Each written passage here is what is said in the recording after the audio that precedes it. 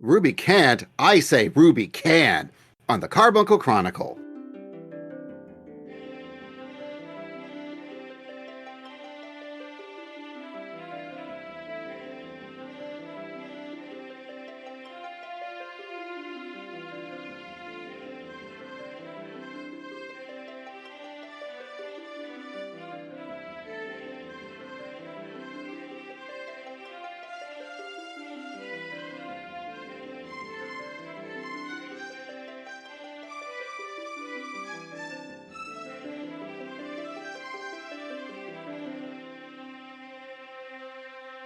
Hello and welcome, adventurers, to yet another issue of the Carbuncle Chronicle, your podcast for everything awesome in Final Fantasy XIV.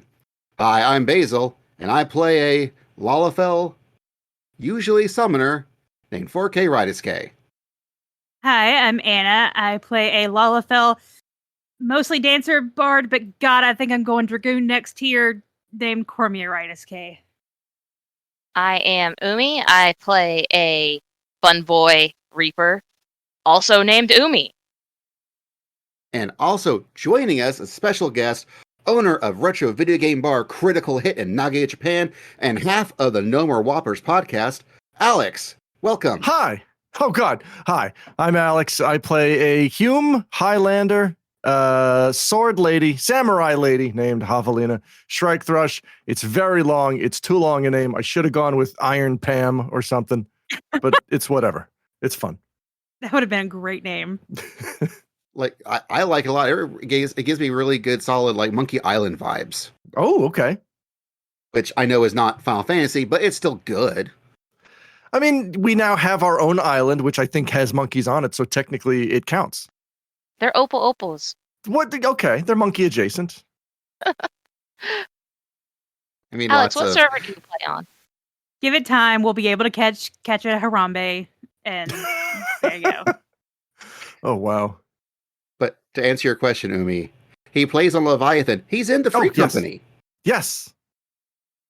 Wait. Yes, I migrated over from Sargatanas because I was in a Free Company for years and it kind of crumbled and people stopped playing and I was grumbling on our own Discord. Oh, geez, I miss playing with people. And then Basil was like, hey, guess what? What if we could make that happen? And I said, yes, please. I feel like I should have known that in advance. I apologize. You probably have seen his name, but we've got a lot of people lately that I'm like, who are these people? I really want to ask them, like, so Umi's husband, Barry, his signature question to new FC members is, who are you and why should I care? Wow. Well, because, But he's actually asking. He really wants to know the answer to that question. He's not trying to be a jerk with about our it. FC, we have the rule of you have to be able to be vouched for, whether you know someone personally, either online or in person, but you have someone that is in the FC that knows you, and so usually it's the why do I care is basically who are you in real life that I probably know. He's special, but we're not talking about him right now. Well, I should also point out that the core of the Free Company was formed because Umi and I used to play World of Warcraft way back in the day, and there were just all sorts of guild drama that happened. So when we decided to reattach our ample veins for a fresh MMO drug that turned out to be Final Fantasy XIV, we set rules of no jerks. That's a good general rule. And so that's kind of how we decided that someone's got to really be like, nope, I know this person. I know them pretty darn well. I know they're a good fit, so I vouch. And that's what it takes for us to say, okay, cool. Well, you think they're cool. We think you're cool. So this should theoretically work. And so far, by and large, it has. So speaking of back in the day, Alex, how did you get into Final Fantasy and Final Fantasy XIV in general? Oh my goodness. Flashback to the year 1990. America was getting excited for the first Desert Storm. We did not have an NES, but my brother borrowed an NES from a friend who was going on summer vacation, and included in the stack of games was a little game called Final Fantasy. I, having just learned to read, decided to use this gift to play that game. And it was pretty fun. And I've just kind of been a fan ever since. So you had the correct introduction. Yes. Yes. Yeah, I was inducted through just sheer pain, but in the good way.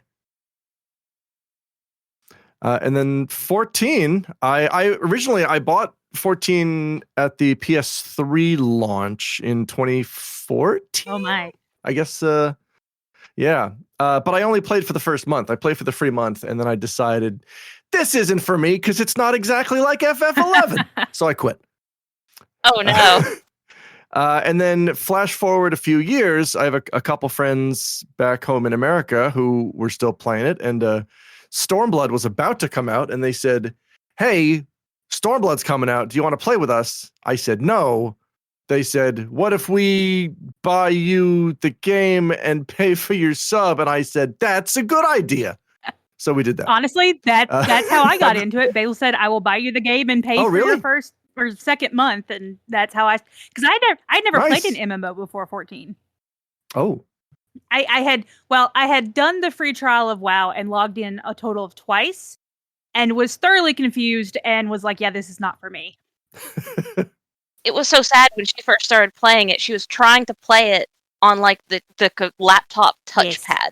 Oh, and that was how she was. That was that. And then it was one day Basil watched me play it, and he went, "Dear God, please take this." And he handed me a Star Wars MMO mouse that he had around the house. And so I learned how to play with that. And then we realized just how terrible my laptop was because I could not clear Titan Extreme due to how much of a lag there was. I would always die to Way to the Land. And I thought I was just bad at the game. And then I came to his house and was playing on his computer, and I cleared it within like 2 pulls and was like, "Oh, okay." So what was the game like on PlayStation 3? Like, I can't even imagine. Probably like my laptop. It was fine. I mean, this was 2.0, so I think it was more or less fine. Okay. Yeah, I don't remember too well. I just remember, look, I mean, it was 2014, so I was impressed with anything, really. It was just nice to play. Hey, it's a new Final Fantasy. My friend Smoo had been playing 1.0. So he was, but he was very confident that 2.0 was going to be good. So he was actively trying to get me back in. And I played with him for a month in 2.0, and then nothing again till Stormblood. I'm glad you're playing now. Yes. Yeah, it's great. It's great now. It's fun. See, I had a lot of fun with it in the A Realm Reborn days. And also, I really loved Heaven's Word. Yeah, it took me a while to really get into playing it like daily. And then I saw the trailer for patch 2.3?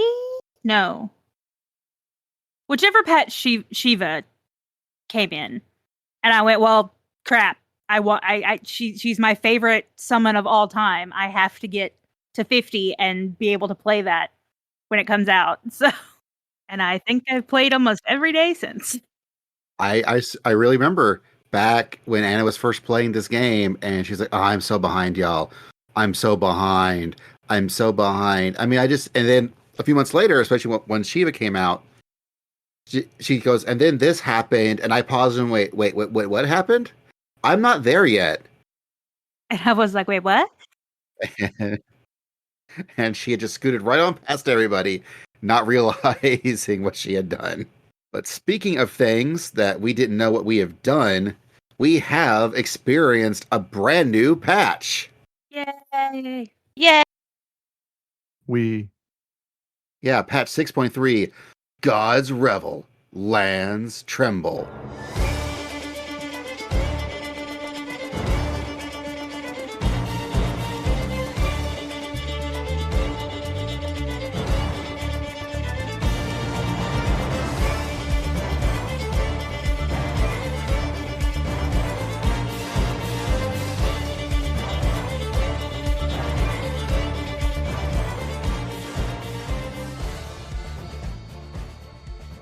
So we're going to do this in, well, technically 3 parts, but the important things are in 2 parts. Part 1, we'll be talking about the quality of life updates, so it'll be pretty spoiler free. It should be. And then we'll do a part 2 where we'll actually talk about all the content stuff, where we can just go all spoiler crazy. So that way, if folks want to listen to at least part of the podcast, they can. Because I know we've got folks who are still going through things. Yeah, I know, like, for example, friend of the show, Tobias, is still playing through Shadowbringers right now. And I just want to talk about that new, oh so good, clear blue theme. Yeah, it's really pretty. It's very nice. It's long overdue.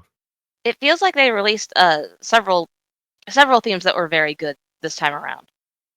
Well, this is the only theme Well, for the UI, but I'm excited for when they start releasing more colors. Like, I want a clear red so bad. Oh yeah, sorry, you're talking about the UI themes. I was thinking Portraits. about just in the Yeah. just in not only the portraits, but in like the entire like name card, Yeah, the adventure plates. the entire adventure plates. They released severed looking new Mhm. themes. Oh, yeah, they have. But yeah, referring to specifically the menu system, and they've had other, like, because we originally had what they now refer to as dark.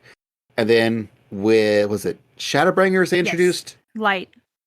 White, and then eventually now referred to as, I think it was Classic Blue. Now I think they just call it now Classic FF, which is supposed to be more like a retro-y, like the original, like bright blue they'd use for menus, Yeah. which was nice and well and good, but man, this clear blue theme really, for one, is very, very, very nice. It feels like when you get a new phone and everything is still pretty much the same, but it looks just like a little bit nicer, so it feels like you've got a new phone. That's the feeling when I enabled this theme.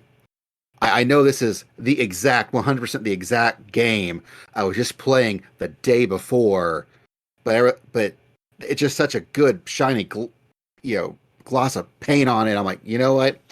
This is a new video game entirely. It is very nice. I would remember being disappointed by the original blue because it was a little bright, and it felt like, I know what they were going for. It felt like someone was screaming Final Fantasy at me, and the new one feels like someone is gently whispering Final Fantasy to me. It's very nice. It's pleasant. And I definitely feel like this feels like this is a style that could very easily be adapted to more colors.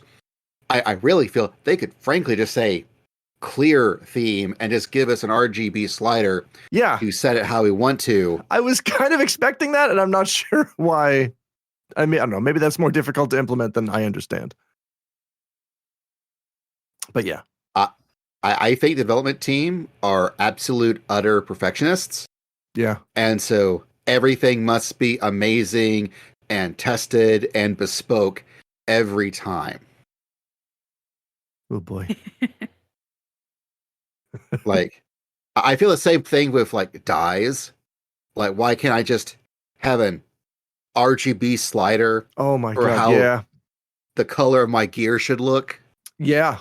One of my biggest pet peeves is if I'm trying to put together a new glam and there's a piece I want to use, but it's not dyeable. So I'm like, all right, I'll just dye the other pieces to match it. And it's a color that just does not exist in dye. Yes. Like the post Moogle cap is a shade of blue you just cannot buy or find or make anywhere else. There are so many different shades of white in this game. Yep. Like, not every shade of white, not every white object is the same white, and even if you do dye, even if you have a gear set item and you dye it white, there's no guarantee that it's going to be the same white. Yeah. I ran into this with silver because there was a helmet that was silver and I wanted the rest of my armor to match it. And I actually spent real money to buy silver dye on the mod station.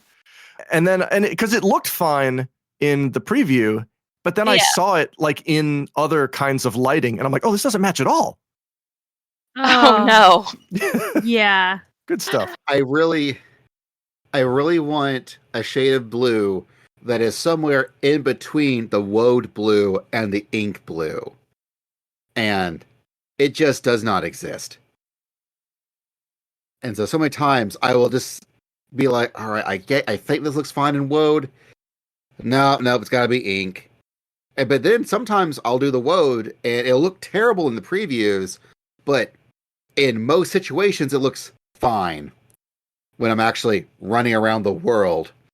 And then I get stuck with the preview. I'm like, no, that looks bad. I'm going back to ink.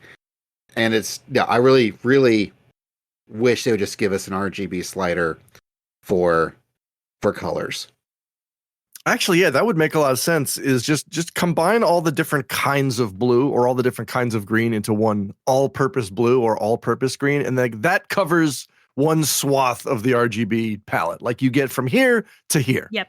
Yes, that would. Although I do have to admit, just having the palette system like we have really does scratch that elitism itch. Like, if you just want to go, oh, I managed to get the exact right perfect shade on something that's impossible. You don't get that high when you're doing an easy mode with an RPG slider, but that's like the opposite of a quality of life update. It's true. I mean, for some folks, that's also housing. Housing is such a controversial topic. So I feel like the lottery system is much better, is a significant improvement over the previous system of stay at a placard and click for hours. Yeah. Wake up every hour on Christmas Day because it's the first time they've done house demolition and you don't know what time they're going to do it. Yeah. So I think the lottery system is a vast improvement over that. But also, I don't really know how to fix it. Like, I don't have any ideas for how to fix it. I know instance housing is what a lot of people have been talking about lately. And Basil and I have talked about that, maybe if they can, hopefully maybe Island Sanctuary is a test of this, and maybe they'll be able to give you a house and you can do like house things on your island, and that would be able to fix it to where everyone gets a house. Once you beat Endwalker, you get an island and you can get a house. And you can upgrade it, as you want. You can add things to it, but I just don't know. It loses the charm of having neighborhoods. Well, I know a lot of people have used that as a thing too. And I love the neighborhood aspect, but I also know, people are like, no one's ever around. Like, it's very rare for just to be random people in the neighborhood on certain servers and things. So I understand it. Like, I see both sides. Like, I love the neighborhood. I like running from the FC house down to my house or to Basil's and, seeing anyone that's around. But then I'm like, I know that people that want a house or want to upgrade their house, should be able to when they want to. Well, I felt very fortunate that I didn't win my house because of the slip up that I made. I was trying to find out if you won or not. No, I did.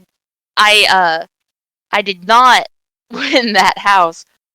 So basically, this time around, they had some houses that were only available for FC purchases, and then other houses that were available for private owners to buy. And I wanted to buy a private medium-sized house. There is one specifically, one lot in particular that I'm looking at in Ishgard that I really, really want. And so I put the money down to buy it, which reminds me, I need to give Basil his money back from when I tried to buy the second one.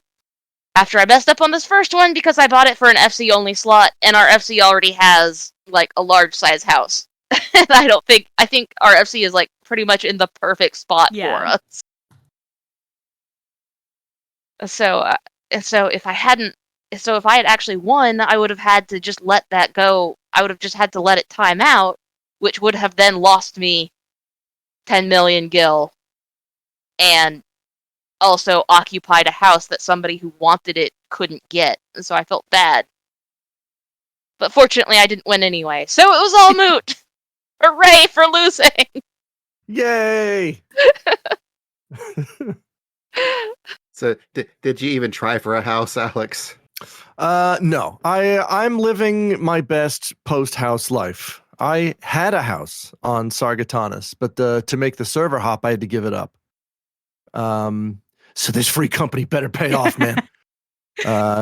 No, it's been great. Okay, look. But it's been liberating. What? No, sorry. Just how quickly you were like, I need a server. And I went, I have a server. Very next day. All right, I'm here. And I'm like, oh God, Anna, oh God. I think I just inherited an Alex. And I wasn't expecting it to happen so quickly. So we might have also have other people from the Whoppers Discord may also start hopping on. That's right. And just so you know, they're cool. They're nice, yeah. They are nice. I don't suffer dummies well. I will say that much. But no, I happily gave up I had a small house in Shirogane, which was fine. It's whatever. I play samurai. I'm just a huge fantasy weeb. I wanted my house in fantasy Japan. It was fun. It was beautiful. It was also a little bit of stress because I don't know if they brought demolition back yet, but there was always the fear of like, oh, I have a house. I can never be unsubbed now forever. Yeah. And I hated that. It's liberating to just like, I took 2 months off between patches recently and it felt so good. It came back. Everything was fresh. It was nice. It's just nice to take a break every once in a while without worrying about my house being demolished. Yeah, poor Umiya had the unfortunate mishap of that happening. Oh no! I had the plot, the original plot that we bought back when our free company very first bought a house, and I had maintained that ever since for so long. But I just, I got to a point where I eventually burned out during Stormblood, and I kept trying to come back during Endwalker. Not Endwalker. I kept trying to come back during Shadowbringer, but I really could only log in long enough to make sure my house didn't demolish. And then just during one of the periods where they were doing house demolitions, I didn't log back in that week, and I lost everything. I lost it all, man. Oh, no. It's very galling and vexing, but at the same time, like, I was gone for 2 years, so it is fair. And I will say, as of this recording, demolition is back on. It is? They took it. It is. They did take it off. They turned on demolition off due to the war in Ukraine. And I think at this point they're like, okay, I guess we turn this back on because clearly that situation is not rectifying anytime soon. Yeah. Either you've gotten to a safe place or you have much more important things to be worrying about. And so, also straight up, like, hearts, minds, prayers to the 12 and to whoever, to all the folks in Ukraine. Hopefully things will get better. Anyways, Final Fantasy 14.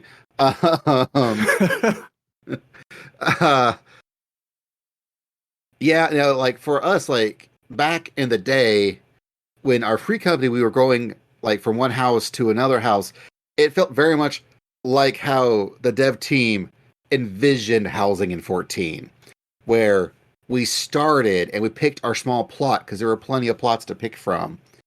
And then we moved from small to medium. There were still plenty of medium plots to pick from, where there were just enough people to play the game that you could have pretty decently full housing areas where larges were hard. But, mediums and smalls were pretty plentiful. And then more people kept playing. And more people kept playing, and I think supply absolutely got outstripped by demand. Yes. I resented the housing system. I think even before the game blew up, just because I like FF14 as a fun escape from the crappy reality that we all have to deal with. And in my fun escapist video game, I don't need to recreate the garbage housing market we already enjoy here on Earth. Yep. You know, I don't need it in the game that I pay a monthly fee for. I don't need to recreate that anxiety. I feel like housing was fine, and where it all kind of went wrong is where we started when we started allowing individual people to have houses instead of just free companies, but that is maybe an entirely different rant. Well, there were still lots of folks back in the day who they would just keep forming more and more free companies just as an excuse to buy more houses. Well, that's true. Which is why because I think originally they had an idea for all these neighborhoods would be the free company houses, and they were going to build a separate system for personal houses. And then I think once they realized that people were just forming free companies literally just to buy more houses, I remember there was those two folks in that and one server that owns like half the freaking ward because they just kept making alts and making free companies just so they could buy up the plots because no one else was buying the plots at the time. And now that server's full of people who would really love to own houses, but half of that ward is just, still tied up by these two folks. And so I think they were like, well, if this is going to happen, we might as well make sure that let's make personal housing a thing. And then eventually they made sure that you can only have like one house per server. But I do really think that they thought that the scale of 14 housing would be one size, and they blinked and suddenly it's ballooned way past that. I really do hope that Island Sanctuary could theoretically, at the very least, give us some spot to put like outdoor housing items. That would be nice. I totally do get the concept of maybe not indoor housing items, just because that means if they put a house on your island, that means you'd be instancing while you're already instanced, because we hear you like instancing, so we put an instance in your instance.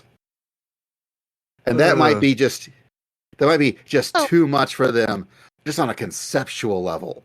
But outdoor housing, let's have a couple little actual like housing garden plots. And just oh, sorry, I was going to say, that mountain on the island sanctuary. That it's the big mountain. It's there's that tiny clearing up top with minerals and stuff. Let me put a little patio set up there. Let me just hang out, have some tea. Yeah, that would be awesome. Oh, everyone's invited. There's several ledges around that I would like to put just like a little patio. Yeah. Wow. All right, I'm on board. Well, also, I think they really have indoor finish, like personal indoor housing is really well covered between apartments and private rooms in free company housing. I think people aren't hurting for private indoor housing as much as people are hurting for the outside areas. Like they keep giving us outside items in events, and so few people actually have room to put it. Oh yeah. Yeah, that's definitely one of the things where I really feel that they need to figure out housing just a little bit more, just because they keep giving us housing items at events. And if you're going to give us free stuff, which is cool, I like free stuff, don't get me wrong, but if it's free stuff that people can't use, then you're playing this event, you're like, all right, I get this banner that I cannot put up. Yeah. That is not fun. And I'm, speaking totally from a place of privilege where I accidentally bought a medium because it was our free company's old medium. This is when they had just introduced relocation, and he was like, I wonder if this would work. It worked. And it did. Oh. I'm like, oh, that worked. I have a medium now. Okay. I was trying to get anything. I was trying to get a medium. I wanted a large for years. I ended up with a small. I was perfectly happy with that because it was something. But now I'm happy to have nothing. I've given up on the idea of ever having a large. I even I have more money than I ever know what to do with in FF14 because I was saving for a house that I can't have.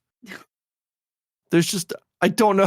There's nothing. I don't really spend money on anything in game. I still gill pinch when I fast travel. I'm like, what's the cheapest way I can get to the moon or whatever?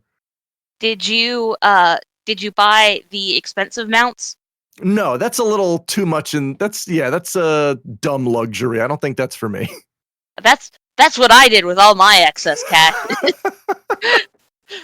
I have my own golden palanquin that just throws gold around everywhere. It is tempting.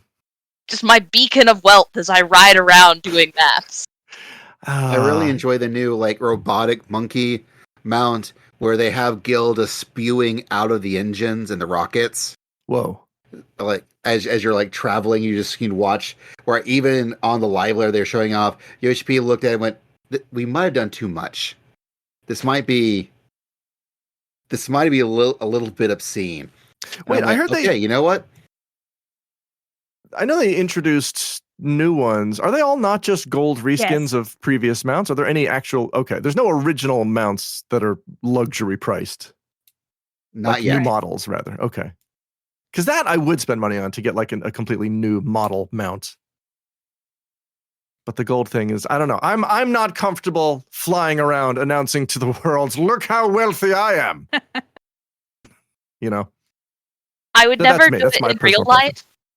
I would never do it in real life, but in Final Fantasy XIV, I absolutely want everybody to know that I am the most baller. I will say, I think the only one of all the Gilsync mounts that I want the gold pot of scurry. That's the only one I think I want. Well, just get it. Money. It's only 25 million. Yeah, I got 19 mil right now, and I'm saving it to try to bid on a medium house I found on Tuesday. Of course, I'm talking all big, but I only had the money to buy 1.5 medium houses. And I had to borrow the rest from Basil, so I guess I really shouldn't be talking. But what we should be using is umbrellas, because they can just magically turn on and off again now if it's raining.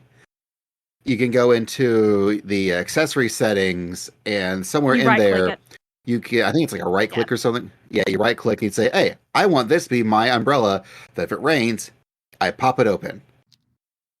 So which umbrella did you set? The blue one, because I use lots of blue. I set the red checkered one at first, but then once I got the Gaia outfit, I now have my black parasol as default. Ooh. Yes, that is something we forgot to add to this, but they added the Gaia outfit, which I know people are pissed about. It's one item, it's not dyeable, but the hammer, I finally got my hammer. I'm very happy. Yep.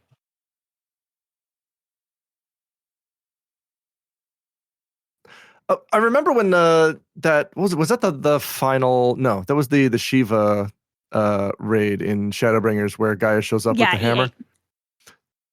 Yeah. I don't know if this was a common nickname, but somebody in my party once referred to her as Gothy Kong. Which is pretty great. I'm down with that. That is. Yeah. Anyway. But yeah, I don't know. There's still a lot of glam that I wouldn't mind buying from the Moloch station, but there's weird, I have a female character I really want to be able to wear the male Omega outfit. Oh yeah. Because I think it just looks so much cooler, but I can't. I got the female Omega outfit, and every time I go turn in my my custom deliveries to Emilions, I always forget I've put her in that. Oh, that's perfect. The twins come home. Mom!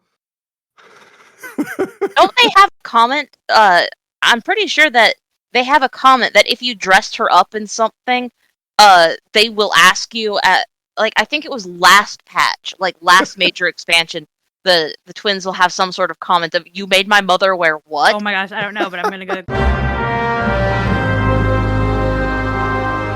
and see what they say. Did you put my mom in a pig outfit? Yes.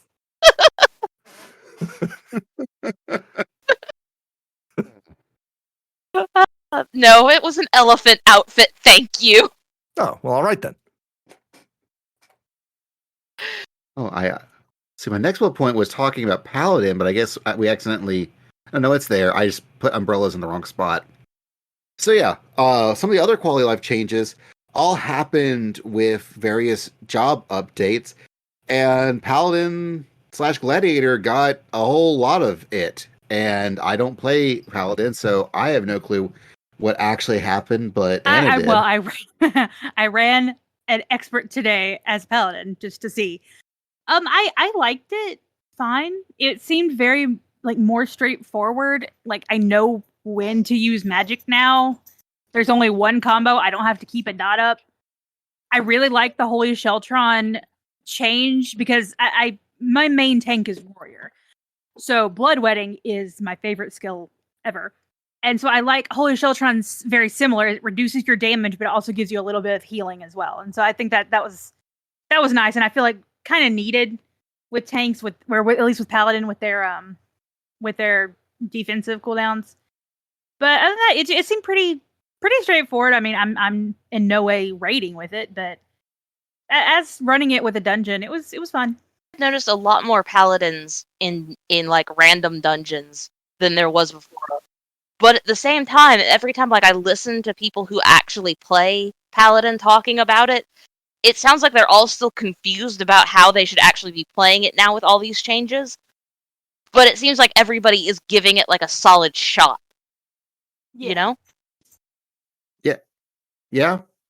And good for them. And Warriors, they just get more healing because apparently they didn't have enough healing, where Shake It Off now also throws a regen just because why not? Warrior's best Just tank. why not? Yeah. The best. I mean, Warrior's basically perfect. It's true. I don't know. I still like playing Gunbreaker because I like doing the slashy slash thing, and I can do double down, and you get the flashy flash thing that kind of makes me look like General Leo from Final Fantasy VI. So All the buttons. Yeah, Gunbreaker's fun. If I'm tanking, I will switch between Gunbreaker and sometimes Dark Knight. But that's Gunbreaker is definitely my second favorite tank. And then Dancer, I can cast Curing Waltz and Shield Samba while dancing. Yes, Dancer's my secondary class, and I was so happy to hear that. You have no idea, especially P6 or P6S. There's been so many times I have had to miss a shield for a raid wide because it's in the middle of my tech step, and I'm like, I can't. Yeah. Oh, I was so happy to see that. But yes, as basically. Also, apparently, Machinists. Oh yeah. You're probably switching to Dragoon for your next time your raiding group does the next because tier. everybody wants to switch and no one wants to do a melee, so I'm like, well, I'll do it. That's why I'm currently a Reaper, is because my group needs a melee, and I'm still going back and forth between Reaper or Dragoon. But our friend Elo, who usually mains Dragoon, however, he's healing, I think, next tier. He's giving me a crash course in it. So either right now, I'm not sure which one I'm gonna do yet, but yeah, I will abandon my Fizz range life. I wouldn't mind getting back into Savage next year. I completely sat this tier out. First tier, I only cleared the first 2 fights because I was just doing it with pickup groups, and of course, every pickup group literally crashed and burned at P3S. I know. So I never finished the tier. If we lose anybody and need someone specifically melee, like I was ready to ask you, but we have not. Like we lost a healer, and that was it. I was like, dang it. I was like, I want to bring Alex in. Oh, I want to slice things. Meanwhile, much like Alex is again up housing and feels free as a bird, that's me with raiding. I'm like, it's I fun. don't have to do about Savage. Have you never known the joy of setting a goal and achieving it? Well, to be fair, raiding together is not good for our marriage. Oh no. We did that with Eden, with the second tier of Eden, and then that's when our group fell apart, and I went, I'm gonna go find a static outside of the free company because I want to still be friends with these people. Yeah. Meanwhile, The family that raids together breaks up soon after because that's just how raiding Yeah. goes. as I once told someone, it's like Mario Party times 1,000. Oh boy, yeah. That said, I've been helping out with some of the folks who hang out in the Axe of the Blood God podcast Discord. They are now Cool. we've been slowly working on Separat. Ooh. Um, Is that the new Unreal? No, the old Unreal. no, Oh, right, they're right, just right. doing. That's right. The new one's it's still Sophia. Unreal. We're just doing, level synced to 60. Oh, okay. Because, well, a lot of them haven't gotten much past, I mean, some of them are current, but a lot of them are still going through the game at various points. And I believe Victor was like, hey, let's do some older stuff. And some of them went, yes. And then Victor's like, I've got a really busy life. And the rest of us were like, that's cool. We're going to still keep trying. So that's been fun. So that's been my hardcore rating is very much not hardcore, extremely casual, just like I currently really like it. And that's fine. It's okay to just have a good time. It Yeah. is. Yeah, my current group is just we're just doing like the extremes, and that's fine. That's good enough. I don't want to do anything harder than that. It's a little bit just face rolling, but it is a real commitment. It's so much. Going back to the job changes, Well. Machinist is now the highest DPS phys range, I think. So they're back on top, It which is. is good. They still need work, but That's where they're supposed to be. yeah, I just wish they had like that's the only reason I don't play it a whole lot is they don't have as much utility. Like they're a very selfish phys range, which is fine. But as someone who has played Bard since I started this game in 2.0 and now Dancer, I like having that utility for the party. Because I'm like, look, my DPS isn't great. I can at least contribute. As somebody who primarily played Black Mage and is now playing Reaper, what do you mean you don't want to do the absolute maximum DPS that you can possibly do? What's all this helping the rest of the party nonsense? I know. The worst part is that mentality also goes over when he plays White Mage.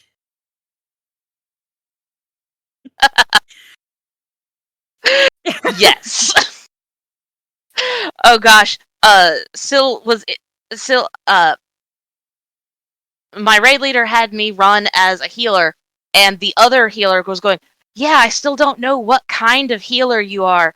And my raid leader said, Umi is a black mage.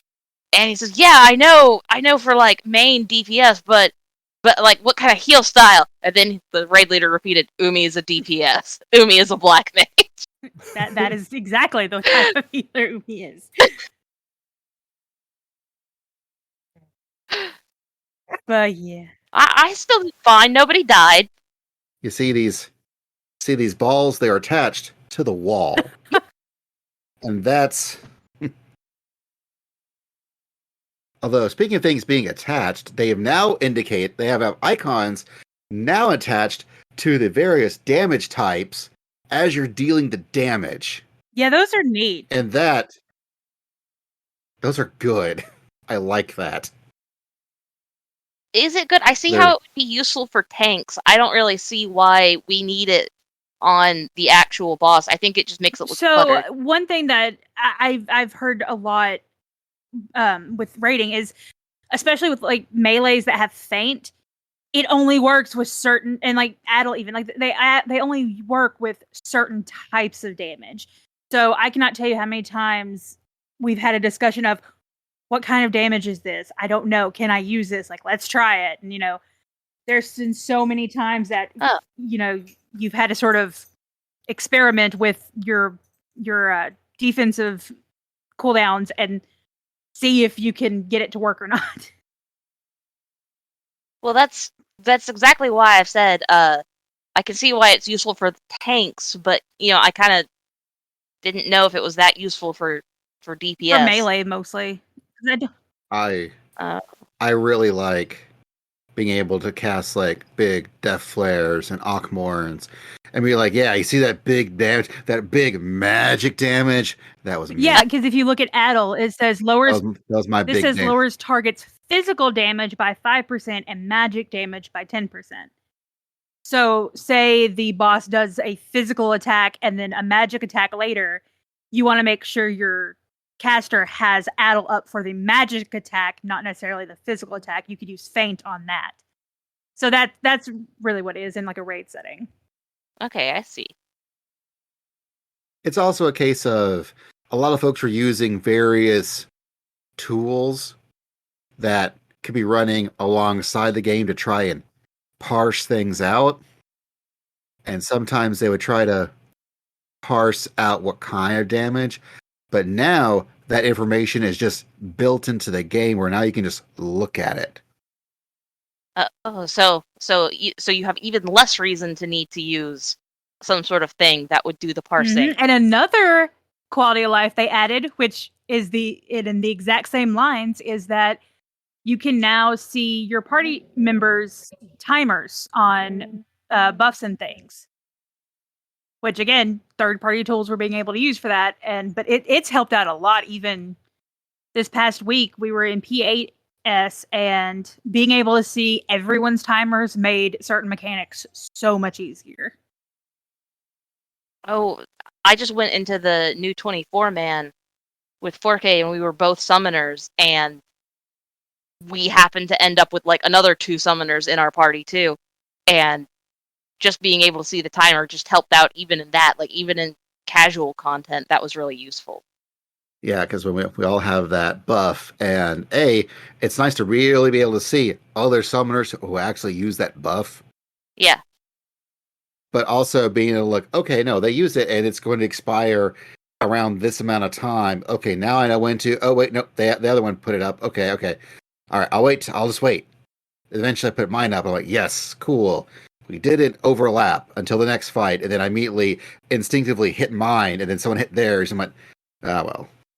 But yeah, timers, be able to see timers is very, very nice. It's very useful, and you can disable that in your UI settings if your system cannot handle it. It's a lot of numbers. It's a lot of numbers. Yeah. A lot of little numbers. Yeah. Keep counting down. As a samurai, it doesn't concern me terribly, as my only priority is just keep hitting. I don't really have to worry about anything that's on other folks.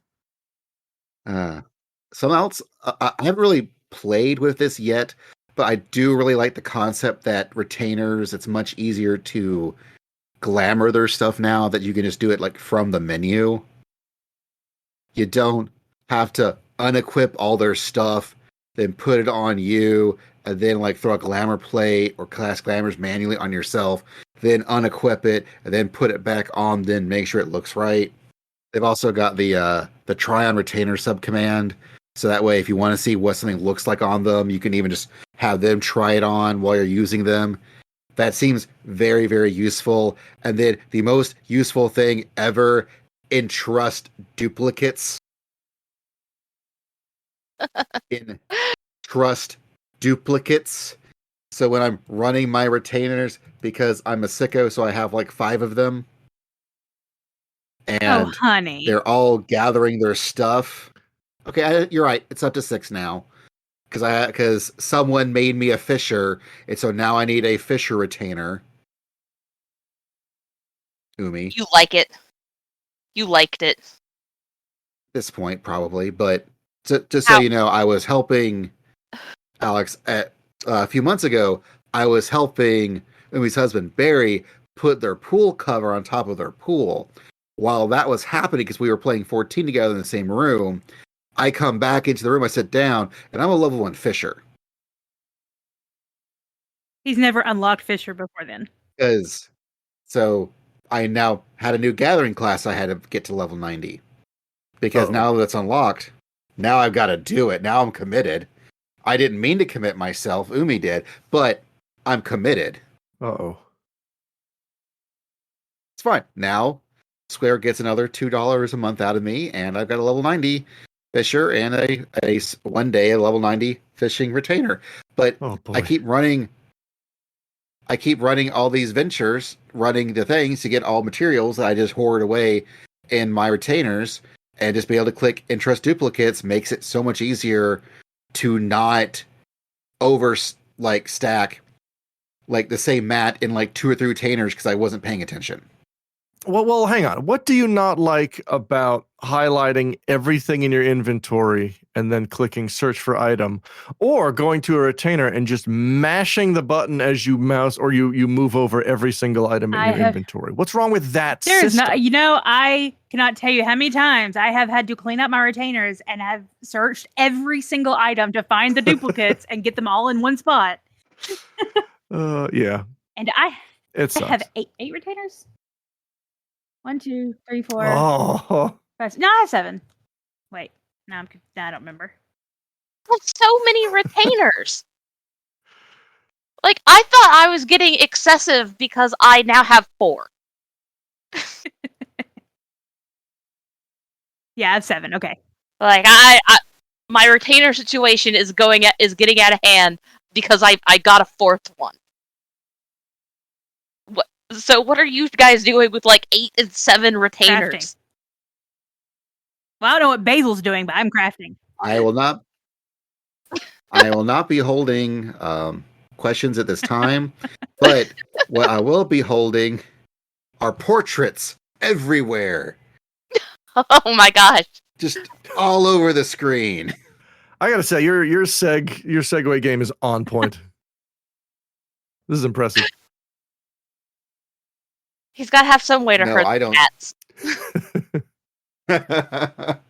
I don't spend time looking at my notes going like, all right, how could I figure this out? All right, this might work. Okay, so the portraits everywhere might be my favorite quality of life improvement. Like, it's my favorite new feature that I also feel doesn't quite work right. What do you mean? Well, it's so frustrating to get your portrait to actually show up the way you want it to show up. Yeah, you have to. I'm having to do that now. Like, you have to go in and save things and like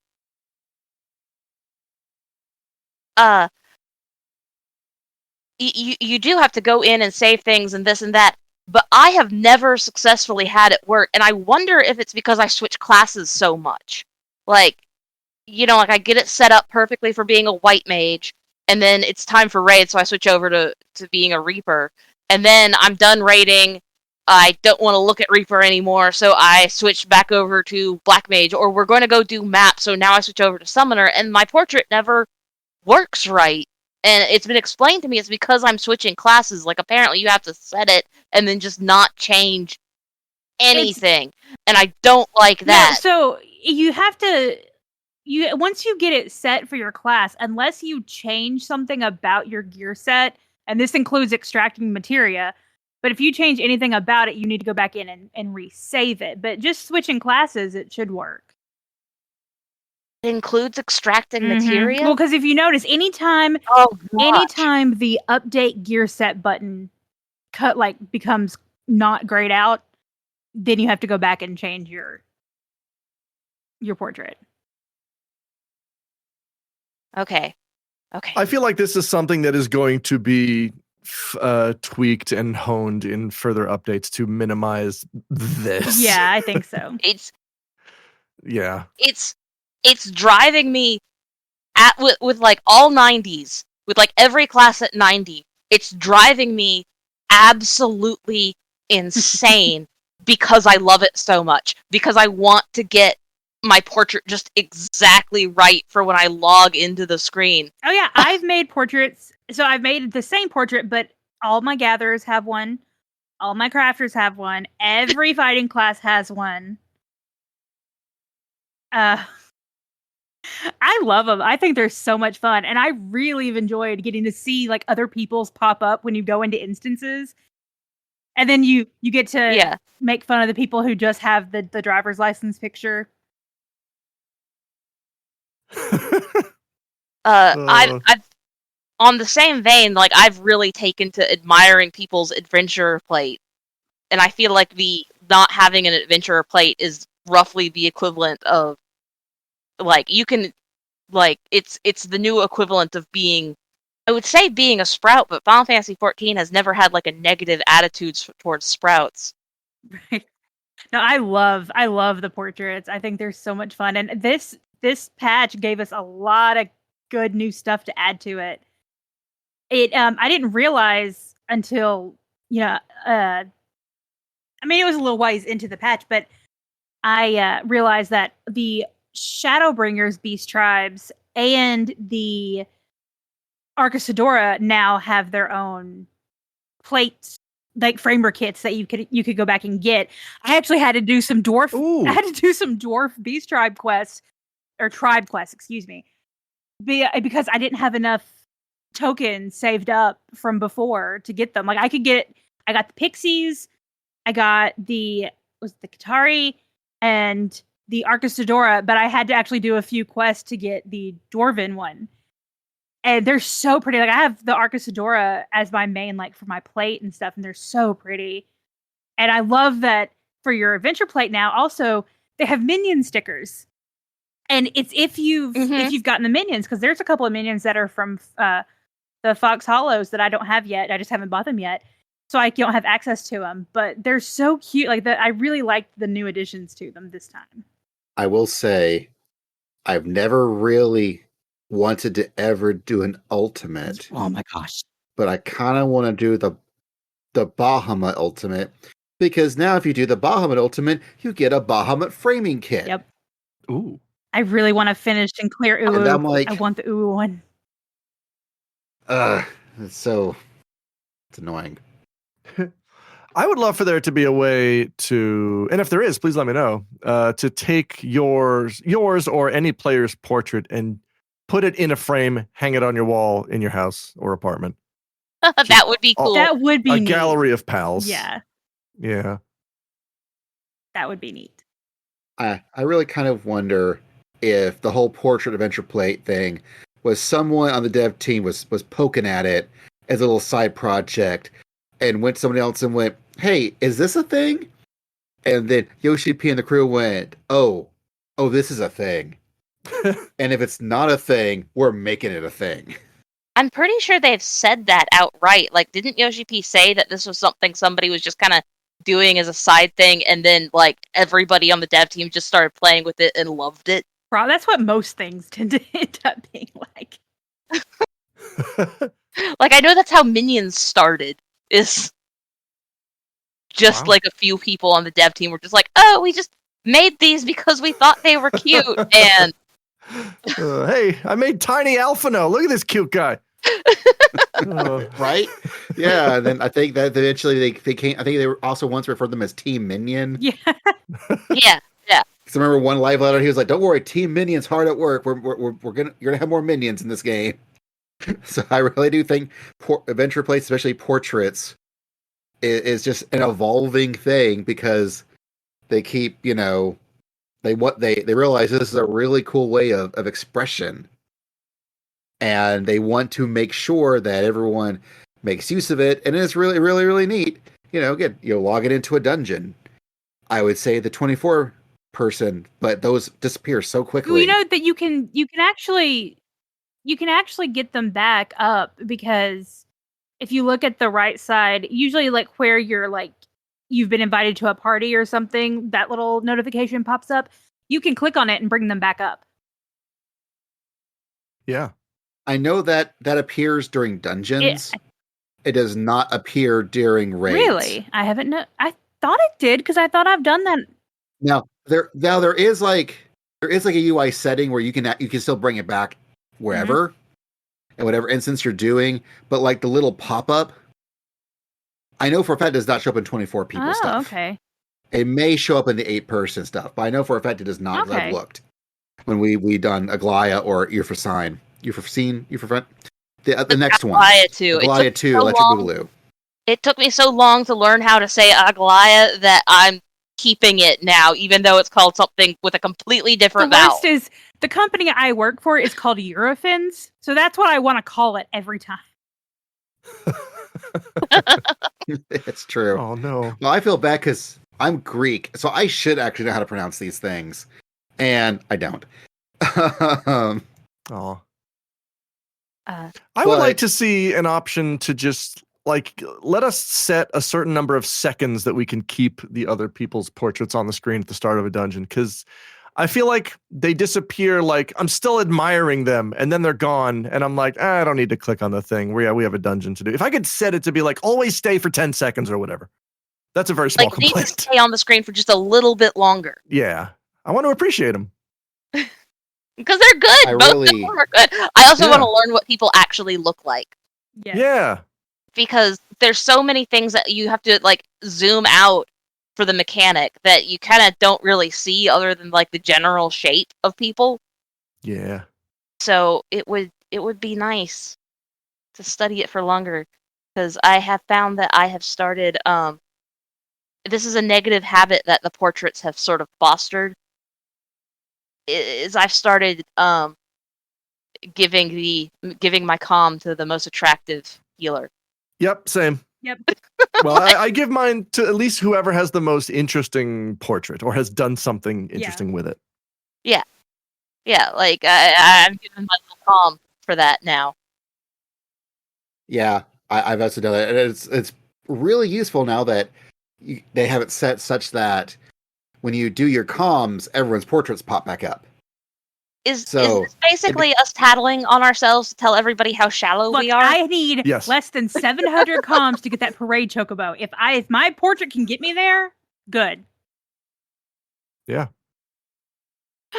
Typically mean- my system for comms was, okay, if anyone obviously did something helpful, like talked someone through mechanics they didn't know, that's a comm.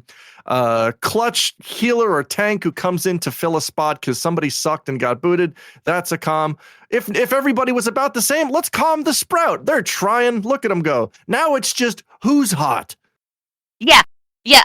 You know, Alex, we had the exact same criteria for how to dole out our comms there. And we still do. So Before this patch, I would right click and look at people's adventurers plates, and whether or not they had one made. If only one of them had one made, they got the comm. And if multiple had them made, then I had to pick which adventurer plate I liked the most. They got the comm. Unless it's another summoner, in which case I have to give it to the summoner, because as a DPS, we never get comms. So, Yeah. Oh, yeah. my default is always to give it to the healer. I never give it to the tank, though, even when the tank is very good. Because too many tanks made me cry when I was coming up through as a white mage through A Realm Reborn, that now all of them are burned. None of them get it. Oh. I will. The fastest way for me to not give a comm is if somebody just at the end says, "Comm, please." Yeah, no. I'm not just. Yeah, no, I'm not handing these things out. I got one. You have to it by being the thing I like. Like, usually for me, if I'm tanking and the healer keeps me alive, they get my comm. If Yes. I'm DPS and the DPS is fine, I'll do the DPS. Like you said, if someone goes above and beyond, they get the comm. And then usually if Basil and I are running something together, we usually give between the two other people, either whoever has our normal class, like Bard or Summoner or Dancer, or I'll usually calm the tank and he'll calm the healer if we're both DPS. All of those systems, all of these complicated systems are out the window, because now it's whoever has the most interesting looking character. Yeah. So get on those portraits, folks. And don't forget, anytime you change your equipment, you got to go back and reset it. Yep. It's annoying, but you got to do it. And then finally, they finally added the duty support system to the rest of Heavensward, which means that you can pick a frog to be your tank in the Google library. Good. Which I thought was an absolute meme and a joke at first when I saw screenshots, and then I went and looked oh no, that's real. You can actually have a frog, those Pierogo? as your pierogies. Pierogi.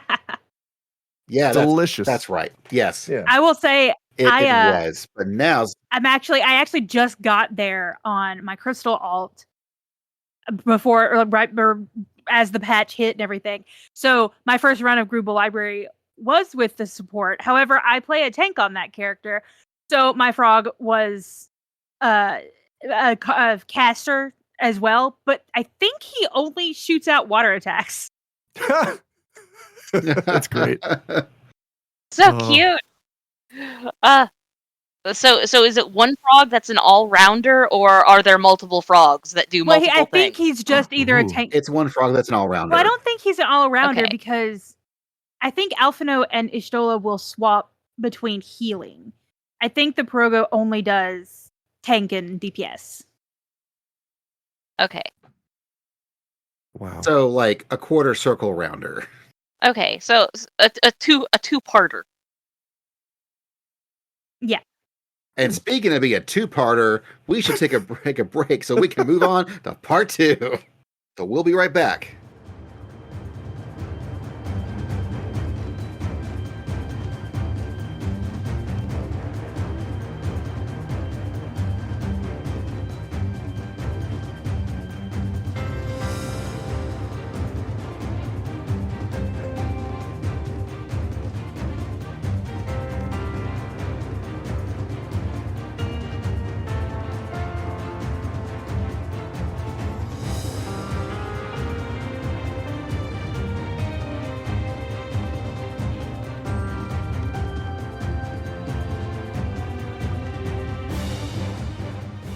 And we are back. So, just to warn everybody, we were pretty spoiler-free. There might have been moments we said names of things.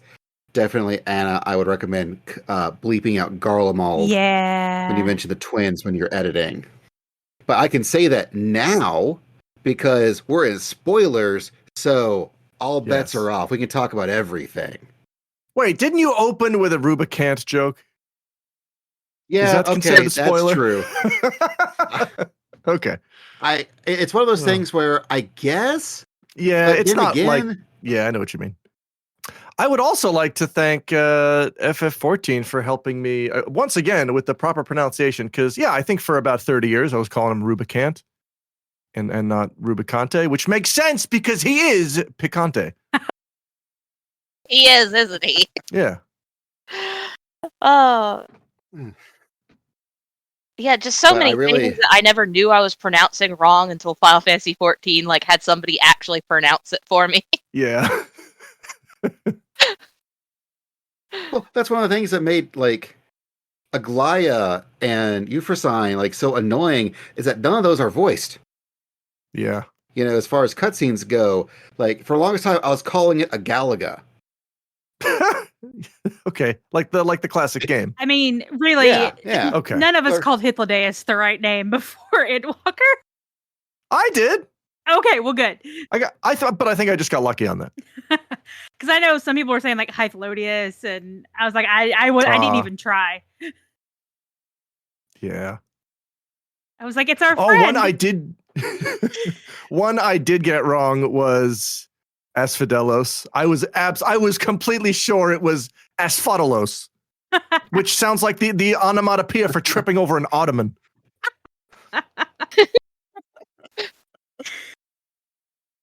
For Agalaya, initially, I was just making throat noises. In your defense, you live with Barry, who says nothing correct. Barry, who? Oh gosh, what does he call Gridania? Oh no. Oh Lord, I don't even know. It's something like really, really off. Gridania? No, like you're still too close. You're still too close to what it Gridania. actually is. Wait. Uh, Hang on. No. what is the name of the village of the Hidden Leaf called in Naruto? Oh shit. There's something that starts with a G in Naruto, and that's what he calls it. Wait, isn't there an Yeah. enemy person that starts with a G? Yeah, I With think the so. jug? No, that's Gara. Or Gara, yeah. Oh, Not Garo. no, it's something.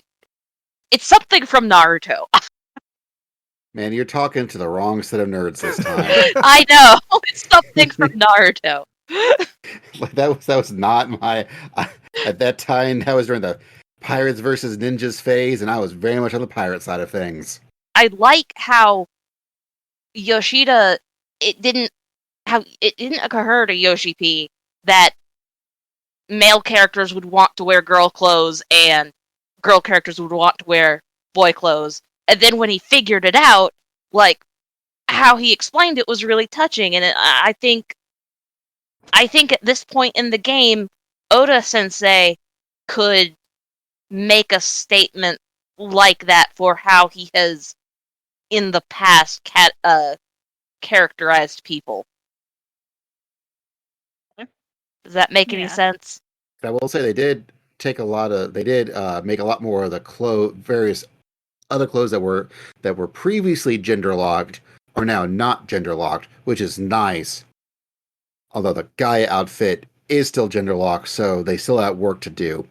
But speaking of something that's just a whole lot, that steamed bun and eating animations during the main scenario quest. That was a flex I was not expecting, but I welcome. Yeah, that was incredible. I think I got to that late after you guys had all done it, and I heard everybody talking about that steam bun animation. And so I kind of didn't know what to expect. And then I got to the steam bun animation. And it really was that remarkable. Like, you guys were not overselling it at all. Like, why did they animate that so incredibly well? They didn't have to. There's no reason why they had to make it that, like, warm and tasty and bouncy looking, but they did. Like, heck, I even want to try one now. And I'm picky. And then I'm so positive that like the Julius eating animation is more or less taken from the pizza emote. Yeah. Eating animation. But even still, it looked really good. And I meant, man, you just need to keep doing this, folks. This is good stuff. This is good stuff. I always check when characters are eating in cutscenes. I'm always checking when they take a bite, did they actually remove a portion of the food item in question? And FF14 is pretty good about this. Yeah, I do that too. I do the same thing with commercials, though, which is probably not healthy. Like, this guy just bit into this Big Mac, but it doesn't look like he did? I don't know. But there's no place where it's been bitten into. Yeah, what gives? Can't believe this deceptive company.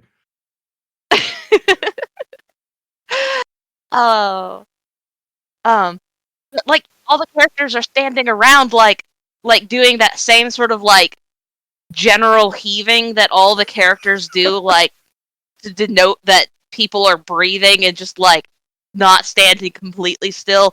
And then you have, like, this beautiful animation of ripping open a steam bun. And yeah. They really flexed with their food this expansion. They did. Well, it's because everybody in Japan cares about food. It's true. Now, I was going to ask, do any of y'all, I know Basil doesn't, but do either of y'all watch cutscenes in English or Japanese? Just English. Okay, was Ulysses' voice actor different? Ooh, I didn't notice. he sounded completely different to me, and I had no one to ask because Basil's like, I don't listen to it in English. I don't know. I think Look, I haven't heard him in about a year, I guess, right? Since I did, Yeah. the MSQ. So maybe I just forgot his voice. But yeah, it did seem different than what I remembered. Or maybe it's just because his character is different. He's a pal now. Yeah, that's what I he's thought. not- But he had such a unique accent to me that and then it was gone Huh. in this one. So I wasn't sure. He's not just wrought with grief anymore. True. He's moved on. Yeah. He's working on. True. and look, Anna, I'm sorry. When they changed voice actors from ARR to Heavensward, it really, really threw me. I know. And so the solution was, if it's going to throw me, I might as well just throw it all the way over to turn into the voices of Japanese. I went, okay, now I'm just watching anime. This is fine. Now, I prefer the English because there's our boy Koji Fox puts a lot of effort into, and the rest of the team puts a lot of effort into translating and localizing the text, and they do it so well. And to hear it acted so well in English, I think is just kind of adds to it for me. Yeah, and with me, like, I know, like, especially with the walking scene towards the end of Endwalker, like the English, I would never have picked out who any of the voices were in Japanese. I could barely do it in English. Someone did a video, and for me it worked out because it was a Japanese video where they put their the portraits like when they were saying it. Yeah. So that way you could see who was saying what when, and that was really useful for that particular scene. I felt for that particular scene that part of what hit so hard is that I could only actually recognize and place so many of them, but there were so many others that I couldn't, and that kind of hits home too. So many people have supported you, and you can't even remember all of them. Yeah. I'll never forget you, Kevin, Steve, Fabrice. Fabrizio! Mercutio. Like, I will say, as for the 6.3 story and everything, I will admit the bar was set very high with 5.3. Like 5.3 is probably one of my favorite patches ever, because that was with Elidibus and Sea of Sacrifice, and so. But while I don't feel like this hit that bar, it was still really good, and I really liked the character development that Zero got, and I'm very much subscribing to Basil's theory, which he can tell if he wants, that I'm hoping that Zero will stay around now. Yeah, I was imagining Zero as the new Scion, and I'm like, oh, I like that idea. Yeah, like, so Basil had mentioned, because and I will admit, I've always said that Xenos' avatar was Azim Shard. That's what I've said from the get-go. Oh. And so when it turned into Zero, I'm like, well, yeah, okay, that tracks. Well, then Basil was saying that he really hoped that Golbez is our Shard, so we can just absorb him and not have another Ardbert situation and just keep Zero. Oh, right. I don't know. I can see there being some lower explanation where, like, well, Zero's manifested a unique personality and can therefore remain. I don't know. Yeah. I got nothing.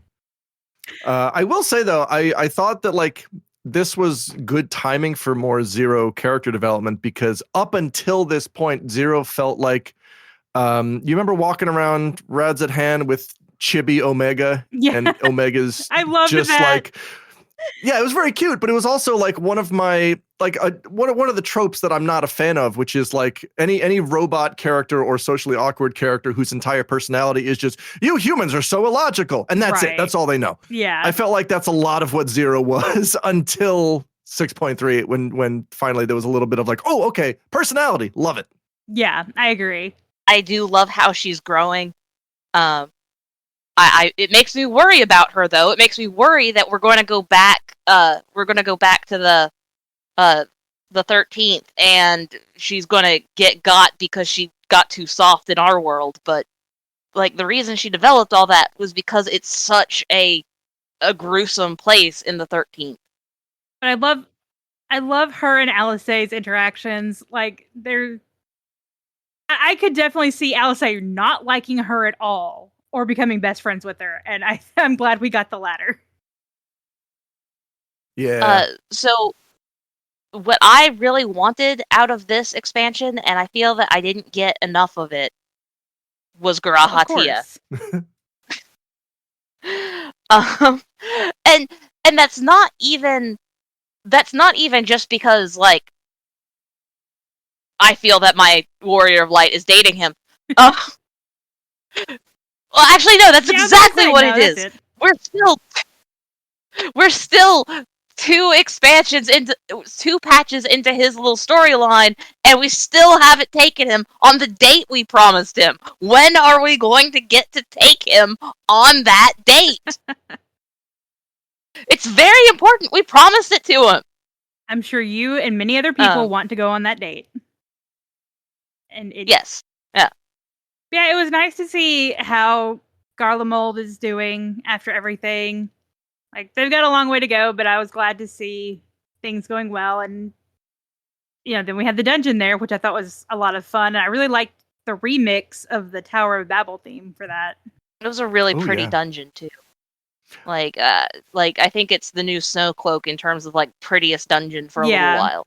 Yeah. I also like this trend of, and this has been going on since Shadowbringers, if not earlier, but I like the trend of dungeons that start off in one kind of environment and then completely shift again and again. Oh, yeah. Like, I like starting out on that truck thing, and then we're on the ground, and then we're in a cave, and then it's a creepy village thing. Cool. Yeah. Yes. It was very nice. And I thought the bosses were fun. Like the lore. Yeah. Yeah, we got a lot of lore, like especially the I like, just because I'm a huge Emmett Silk fan, but getting to see the Reaper village and like it kind of expanded on the Reaper lore, the Reaper story a little bit, which was neat. I also feel it expanded on the existence of creepy dolls in the world of Final Fantasy 14. The previous patch did that too, because if you read some of those books when they had us going to Charlian to read books to figure out what we're doing next. Yeah. At least a couple of those books were about, there's this guy, he really likes making these creepy dolls.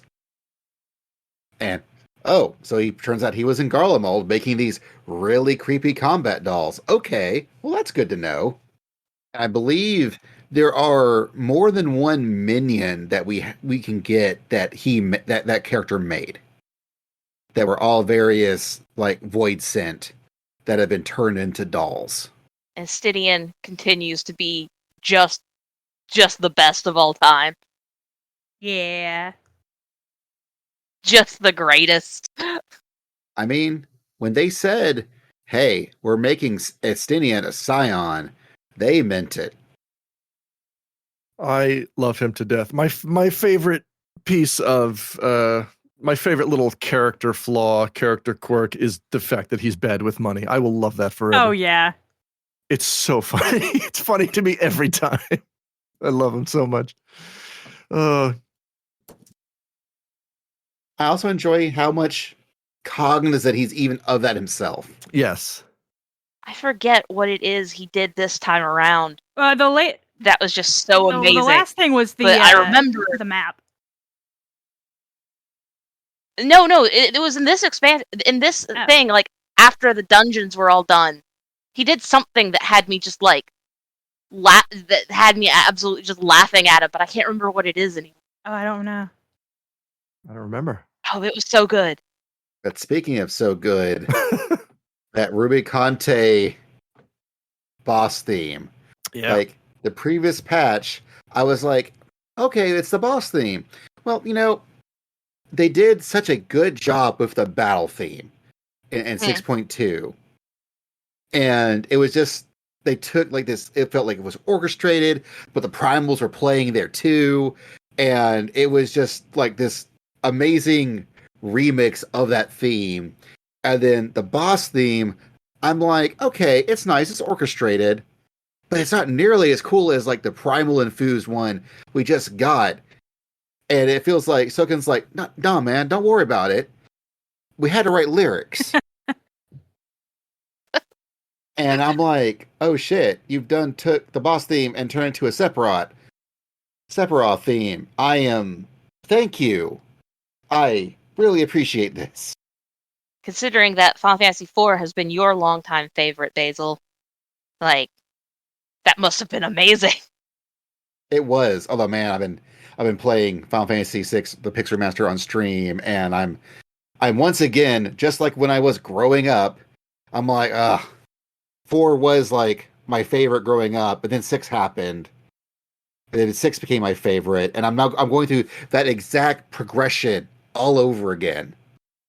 Where I played through 4, and I really enjoyed playing through 4, and now I'm playing through 6, and I'm like, 6 is just better. Yeah. 6 is just better. It's annoying how much more they upped their game on designing video games from 4 to 5 then to 6. That 6, they really learned all these lessons, and their dungeons are so interactive and interesting, and the graphics are all just even that much more on point. It's 6 is just ridiculous how good 6 It's 6 wild, is good. yeah. It's one of the reasons I stuck with FF14, because I started playing seriously with Stormblood, and then after I finished all the main content, I was like, I guess it's a fine game. And the thing that kept me with the game long term was when they dropped the FF6 Omega Skate bosses. I'm like, oh, I'm in for life. I'm good. Let's do this. This rules. But I remember that, yeah. And I was really down for that. I really like the Doom. Keep wanting to call it Doom Train, now that they call it Phantom Train now. But I'm like, but they didn't give any love to 4, and I'm like, all right, never mind. You've done giving me all the love. Yeah. And I think Rubicon is also a pretty fun fight too. I haven't done the extreme because I'm a chicken, but Rubicon even just the basic version of the fight, it's a really fun fight. He's so much fun. He's a lot more fun than Wind Lady. Yeah. I haven't gotten into Extreme yet. I've watched videos for it. I just haven't had time to get a party and go in there. But I enjoyed the normal version a lot. This Extreme, I cleared the Extreme just enough to get my weapon, and now I think I'm good. Oh, nice. But it was it was fun, and it was difficult, and it felt like I ended up kind of falling back on what I did for the Zodiac Extreme, which was I'm really good at the entire fight, except when he does like 4 mechanics at once. So I'm just going to follow the danger Dorito. Yep. That's what I ended up doing with this Extreme. It's like when he does the rings, and by the end I was able to read maybe half of them, and there's some tricks to a couple of them, but there were also there's 2 or 3 of them where I'm just like, I don't know, I got to follow this guy. I don't know. That will probably be me. Oh. Fine. That's fine. As long as you can identify that you need to follow that guy, it's fine. Yeah. But I feel like he's a lot more fun. I did not like Wind Lady. I like the fight. I always felt like I lost too much control. Like I couldn't keep up, and I think that's what she's designed to do. She's designed to make you feel that way, but at the same time, I think they mentioned that they made Barbaricia designed to be like very, very fast paced. Oh yeah. Yeah. Whereas Rubicante is much more slower, more deliberate. There's a lot of time in the Rubicante fight. There's a lot of that fight is just him doing nothing, just kind of standing there. Time to change the background again. And he just stands around, does this thing. I'm going to call my rings down now. And you still have a ton of time before anything is telegraphed. It's just, but then, once things are telegraphed, you need to move immediately. But even then, once you get into position, it's just keep hitting them. Yep. Yeah. But that's really like that's what I was actually hoping to see with something like that, because I remember playing 4. Every time you fought him, no matter if you'd saved recently or not, he just heals you because he wants to make sure it's a fair fight. Yes. Because he is the General Leo of that game. He has standards. He has morality to him. He wants to be the fair and proper fight. And so for him, like, say, I'm going to do this stuff now, you better be watching. You know, it feels much more like Susano. I would him. say another boss fight that reminds me of is Susano. Like, he just wants to fight you to have fun.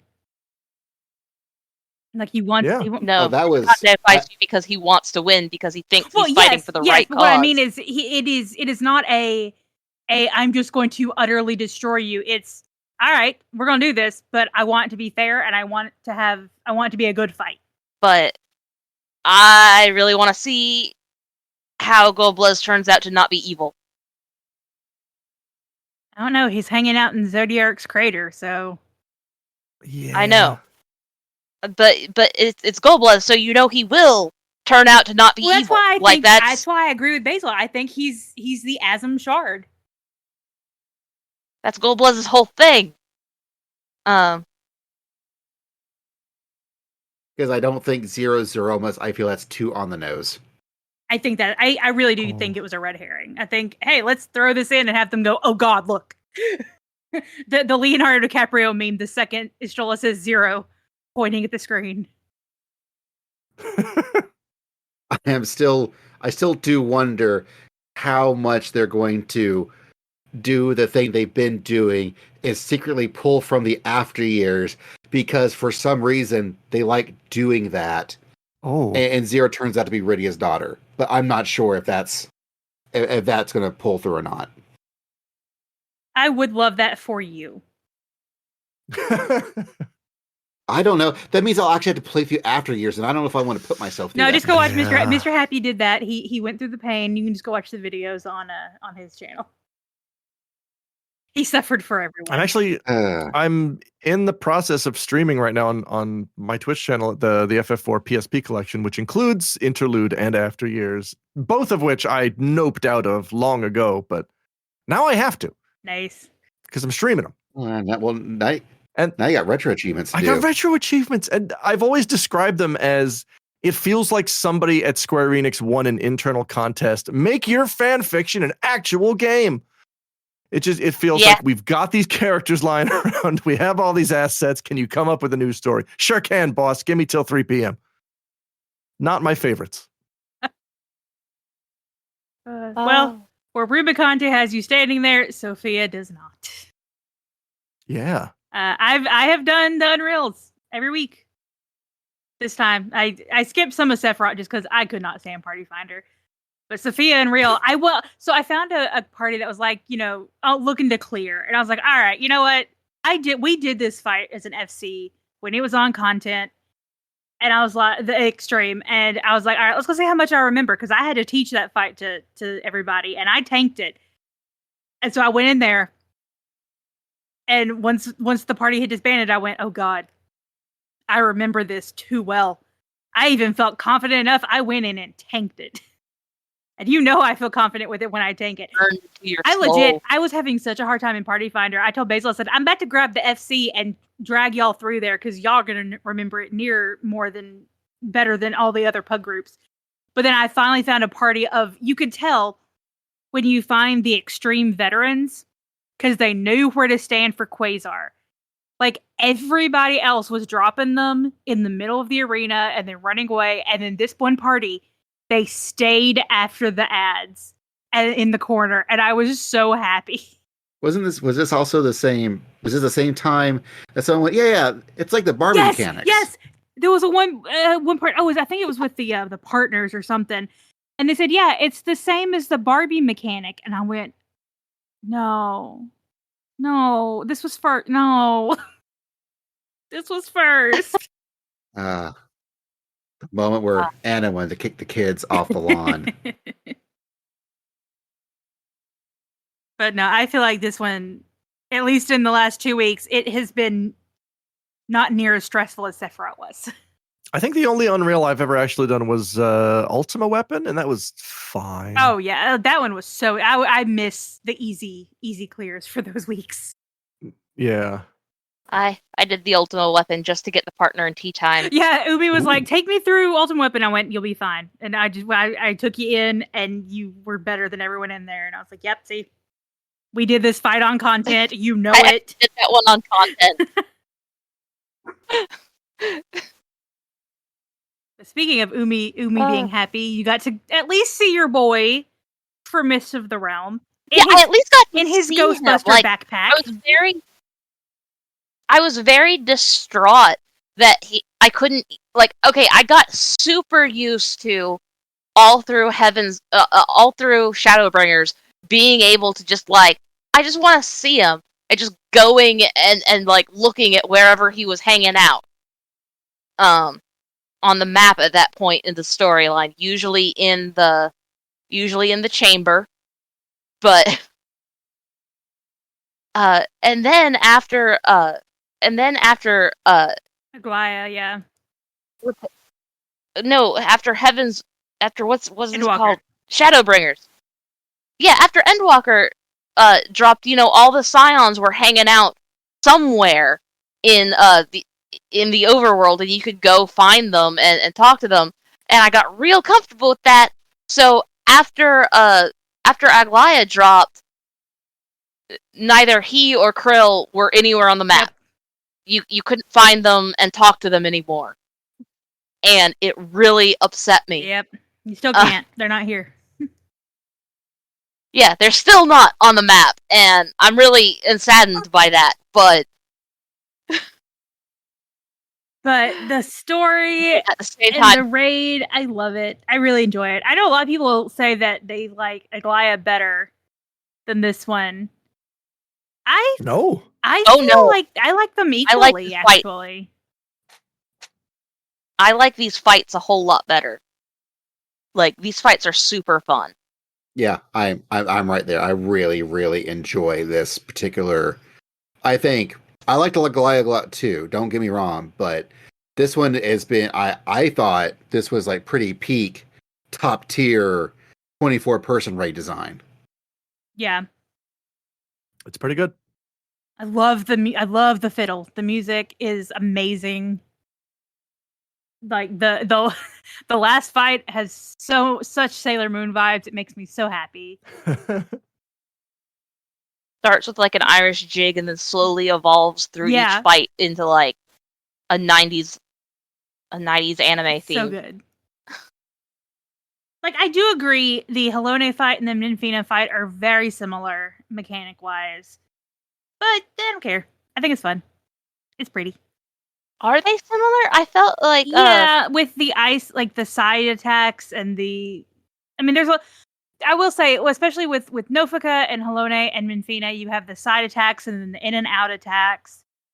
And I get that that's very similar, but yeah, I felt like the Minfilia, not Minfilia, I thought Sailor Moon's fight was Hatsune Miku. a lot more like the fight, like the first fight in the last tier of the 8-man raid. With the thing that has the two heads that spin around, and you have to look at where both of them are pointed. Yeah. I like I said, I love the moon aspect. I was like, oh man, that Halone is my patron deity, but I really like the Minfina fight. Minfina is my patron deity, so I'm vibing. And the gear, I was really happy with the gear. From from Aglaya. I really like the gear from this one. I really like how Minfina turns into a bunny. Like, that really pleases me. I don't know if it should please me that much, but it really pleases me. I love that whole part. I really want a Dalamud mount.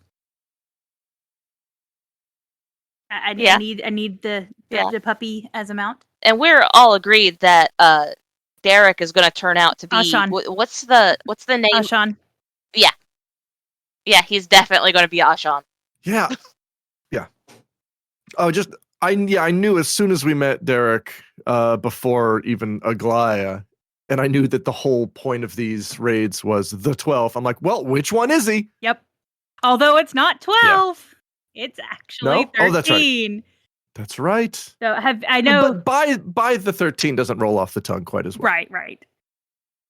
Like, I love how they decided, the Watcher was the 13th, and there's the post on Reddit that the twins, there are a set of twins that have almost verbatim dialogue in Elpis. So the 12, and so a lot of people have said, we said it before, and I agreed with it then, that the 12 are the followers of Vana that were sacrificed. Oh, okay. Yeah, I think the two theories I've seen is, one is that much like the Watcher is a creation of, but now it's Heidelin, where they took the memories of what she remembered of that person and sort of turned them into the Watcher, and this is your job, this is what you do. The 12, again, are also based off various ancients that she knew and knew well, and they were tasked with overseeing the world, which is why they don't really get involved, because the Asians are still technically a part of the world. So it's still the Dinsians, the world's doing the stuff they're doing on the world, which is why they never really interfered. The other theory I've heard is that when between Zodiark being formed and Heidelin being formed, there was so much aether had been consumed and used. The energy forces that were left was dynamis, and so the feelings of them as they're getting absorbed into Heidelin generated these dynamis beings that are the 12. I like that. Which also explains why the dynamis, it's Denmo's theory, actually. Okay. And that's the theory I remember we were talking about the other day. Because it explains why they've changed over the years by how people well, they're definitely dynamis they're definitely dynamis beings rather than aether beings. Or at least being affected by dynamis more than the average etheric being. Yeah, like I felt there was a lot of similarity between them and Mevion. Yeah. And so that can be part of why, like, the 12 have not caused the problem the same way that primals cause a problem, is because they're working on dynamis instead of ether. And right, but I mean, the Watcher is clearly probably an etherical construct. But again, it's the problem with the primals is that the Asians taught people to create primals to want aether. They could have created primals that did not want aether because they did that. Yes. You remember that they're the ones that kickstarted the cool spaceship Ragnarok, as we were flying off to the other ends of the universe. Oh yeah, that became fuel. Yeah. Yeah. Where they went, oh yeah, you can actually, because I think it was the Lala Prince were like, no, you can summon these things. They don't have to become horrible aether sponges and this whole tempering thing. That was just Asians being jerks. You could just summon them this way, and everyone's like, oh, okay. Let's do that. Yeah, that's much easier. That happening. I'm like, man, that's. I feel this is. I don't know if this is lazy writing or amazing writing, but I think I'm on board. Well, and also, Basil, I remember you also had another theory that the 12 are going to turn out to be more akin to Eggies.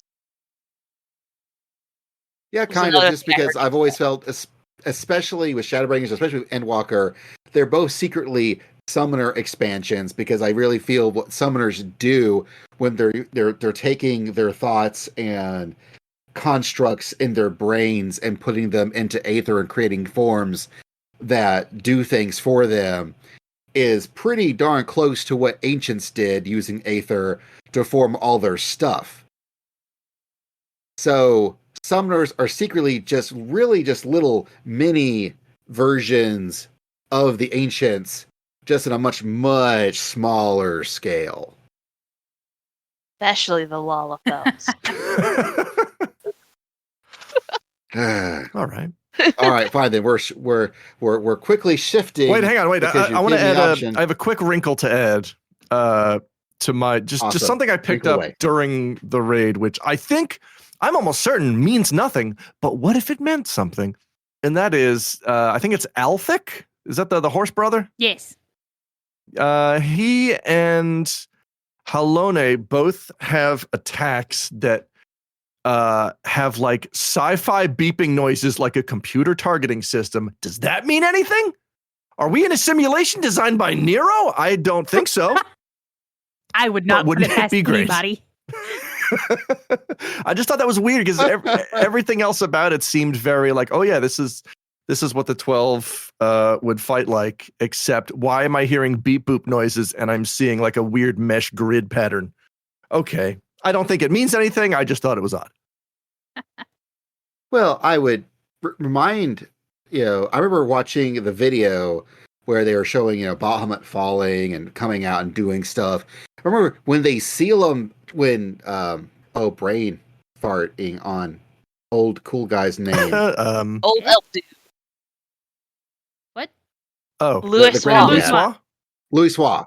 Yeah, Louis Suave. When he does the whole we're putting a barrier over Bahamut, that also looks incredibly sci-fi looking. So they do occasionally just put like sci-fi looking like graphical effects in the game and don't explain why at all.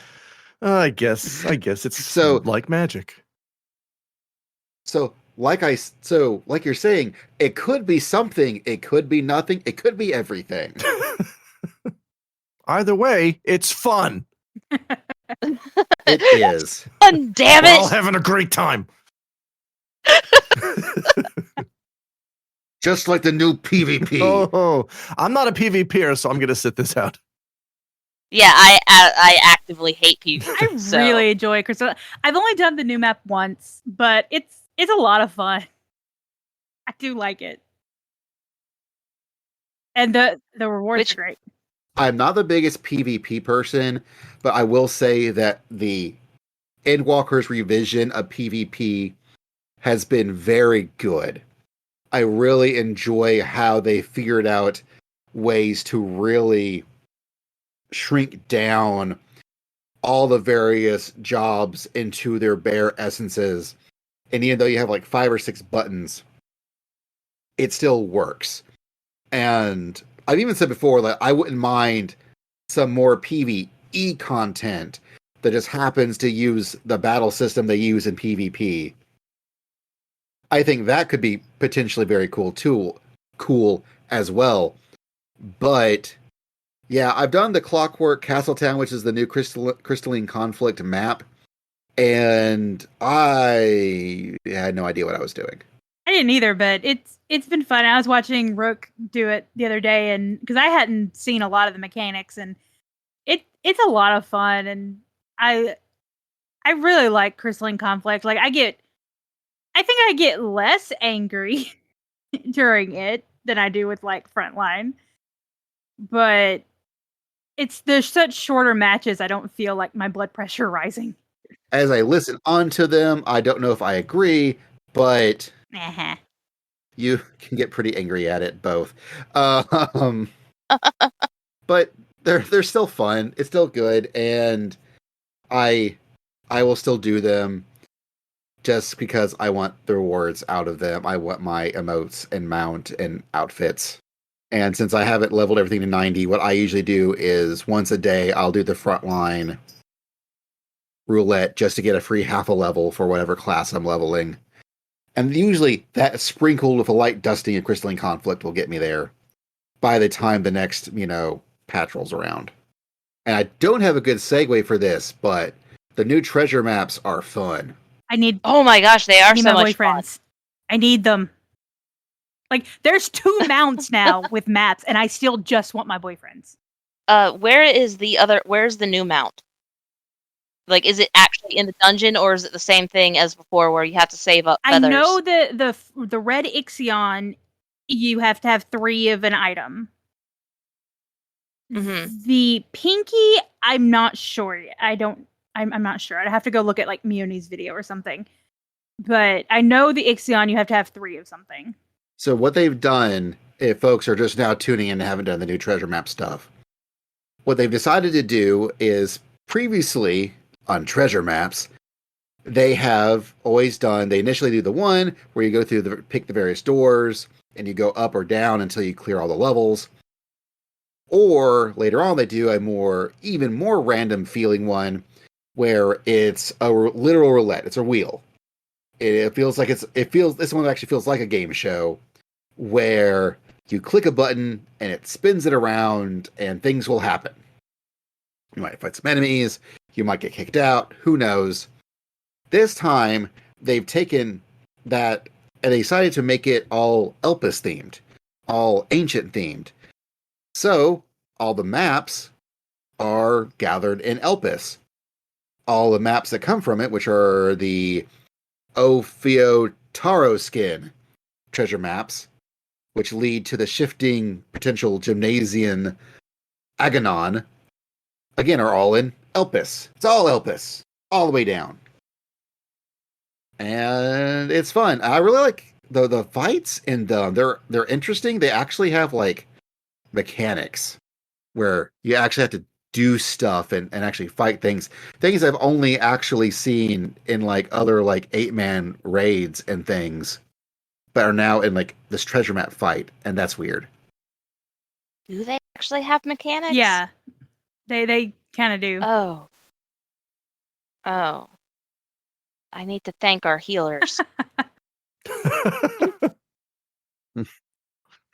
Like, I know the one that really caught me off guard was when one had the Garuda fight from the Eden raids. Whoa! Where they'll send off the little talons, then the talons turn to AoEs. I saw that and got like, I got flashbacks. Yeah, that's a mechanic I don't think I've seen outside that fight. Yeah, wow. I haven't either, and I was like, oh, that's just here. Oh, okay. I know how to not get hit by that. Cool, then I get hit by that, but we won't talk about that part. Yeah. And it's been a lot of fun. There's some good fights, and they still figure out ways to make you fight Mandragoras in order, but that's okay because you get good treasure from that. Sick treasure. Yeah. Okay. I have a couple of maps. I think I got 2 of them so far. I'm also sitting on a couple of Kumbira skins for our next map night. I would like to participate if I can wake up in time. That'd be great. Right. Oh, the funds. I thought it was a really nice lore touch how none of the Kumberskin maps were in Elpis. Yeah. Like, just none of them. They don't come from Elpis. They don't send you to Elpis. It is for the purposes of maps. It's like Elpis doesn't exist. Now we get a map where it's only all Elpis all the time. I feel it's very nice. I like that. Yeah. It's a nice little lore beat. So the people who want to run around can go run around, and the people who want to just stay still, just hit a button. Can just stay still and hit a button, because let's be honest, we're all inside boys. That's why we're playing Final Fantasy XIV. I love staying still. Yes. Check this out. I'm doing it right now. Oh, you're such a black mage. Oh, you're so good at it too. Wow. Then Island Sanctuary got 2 new levels. Add more rewards. Yay. And more animals. Yay. Yay. So, when Island Sanctuary first came out, I was super into Island Sanctuary. This time around, I haven't been as into it, mostly because I've been playing Final Fantasy Farming. Harvestella? Oh, right. Yeah, Harvestella. And it's really good. It's really, really good. I'm getting my fix on farming in Final Fantasy. And I kind of thought that the Island Sanctuaries would be basically the Final Fantasy team, like, prepping to make Harvestella, and it's not. It's completely different, but it's still so good, and so I'm getting my farming and Final Fantasy fix already somewhere else, and that's made me forgetful about getting my Final Fantasy farming fix in an MMO context. Yeah, this is definitely not my favorite piece of content, but I'm trying to make sure I log it every day, and I'm trying to make sure I check my workshop and set it up and do all the things, because I've gotten so behind on getting like all the mounts and things. So I'm very, very casual when it comes to Sanctuary, but it's still fun, and I am trying. I am rank 11. Yeah. Ooh. That's kind of how I feel as well. It's just kind of there. It's my relationship with Island Sanctuary is it mirrors my relationship with Animal Crossing, which is it came out and I got real deep into it for about a month. And then I took another month off and I came back like, why was I doing this? Kind of the same deal, but it's still fun in the end. It's a casual thing to do. Hey, I'm having lunch. Let's do Island Sanctuary. Right. Yeah. You know. Well, I really But that's appreciate how it's they're meant to be only enjoyed. well, and I appreciate that it's only 2 levels. Yeah. It's not like they went, okay, here's a whole new island just yet. Here's all this. Here's just a light dusting, a soupçon of extra content here. In fact, I bought all the rewards that you could buy, Ooh. because I had so many crowries, like just already from just messing with it. I'll go in every few days and check on it just to, pick up my workshop crowries, go get the materials. I will say I really, really like, especially if you entrust your farm and your animals to the bots, I can now just click a button and gather all of it. I don't have to right click every line and be like, yes, please resume. Yes, please give it to me. Yes, please resume. Yes, I want to do this, clearly. Now I hit a button, they're like, we did it. I should probably do that. I should have that automated by my little mammoth dudes, but my brain finds it difficult because for the longest time, calories were such a commodity that now that I have a bunch of them, I'm like, I'm not spending these. I'll do it myself. Yeah, I took them off. I took my mammoths off my animals because you don't get the experience. So I took them off for right now, and I might go back up later, but once I get everything I want, I'll probably let it lapse until the next stuff comes out. I legit was going to take them off, and I was like, oh, that means I have to reset everything all over again. Do I care that much? No, I don't care that much. No, you're staying automated. But my level of laziness to Island Sanctuary is pretty great, where I know there's theoretically a board that tells you the highs and lows and the wants and the markets and blah blah blah blah blah. Sure, you've got it. That's great. But I've already figured out, with the items I have on hand, I can make these 3 set schedules and make those items, and they don't overlap each other, so I don't get that negative. And I can just set that every week and not really care, and I'll just get whatever crowries come my way. And so, literally, I just go up, talk to the other 3 or 4 people, get my items, get my crowries, and I move on. And anything that gets in the way of that, gets in the way of that, so I don't want to deal with it. Speaking of getting in the way, I'm going to try one. Speaking of getting in the way, we didn't get in the way of Taru's grand endeavor. How'd I do? Perfect. Absolutely perfect. Yes! Excellent. Awesome. We helped her. I loved this portion of the quest. Me too. I loved it so much. I love the 4 lords, and it was so fun. Oh my god. Yeah. Was it the Suzaku as the chicken? Yes. Holy shit. Oh, I loved it so much. Yeah. Just the greatest. It was so good. I love it. Now, I had one disappointment about this, and that is for folks who've played FF11, Tenzen figured heavily into the Chains of Promethea storyline in FF11, and the character of Tenzen, I believe, is supposed to be the same, as the Tenzen who's talked about here, right down to the armor set. The guy who was impersonating Tenzen was wearing the Tenzen armor set from FF11. And I played Samurai in FF11 as well. And for years, I coveted this armor set. It was never made available. There was official, Samurai armor that looked similar to it, but it was a different color or a different style. And I think eventually I modded my game so I could walk around in the Tenzen armor, but nobody else could see it. So what's the point? And this quest comes up, and I see immediately, I notice the Tenzen armor set. And I start freaking out. I'm like, that's got to be the prize. I took the quest. It said, you get a mystery thing. I'm like, that's got to be it. And we're doing this quest. We're talking to this guy, and he comes from a line of seamsters. And at the end of the quest, I noticed he's not wearing the armor. And he's like, hey, you know what? I'll repay you. Thanks for helping me out. I come from a long line of seamsters. We're good at making outfits. I'm like, here it comes. He's giving me the armor. And it's completely different. Yeah, you're not the first 11 veteran that I've heard be very sad about this. As someone who's not played 11, I think the outfit is really cool, but I completely understand what you're thinking. Yes. Yeah.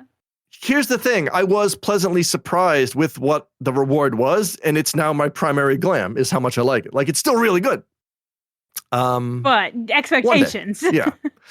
Yeah, this is an armor set I have been wanting for 18 years. No.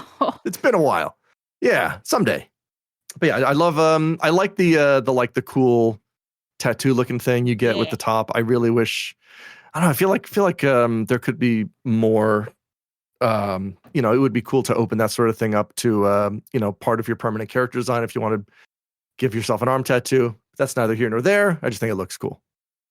Oh, yeah. Yeah, I wish tattoos were more of a permanent thing. It's funny for people that use the forbidden tools.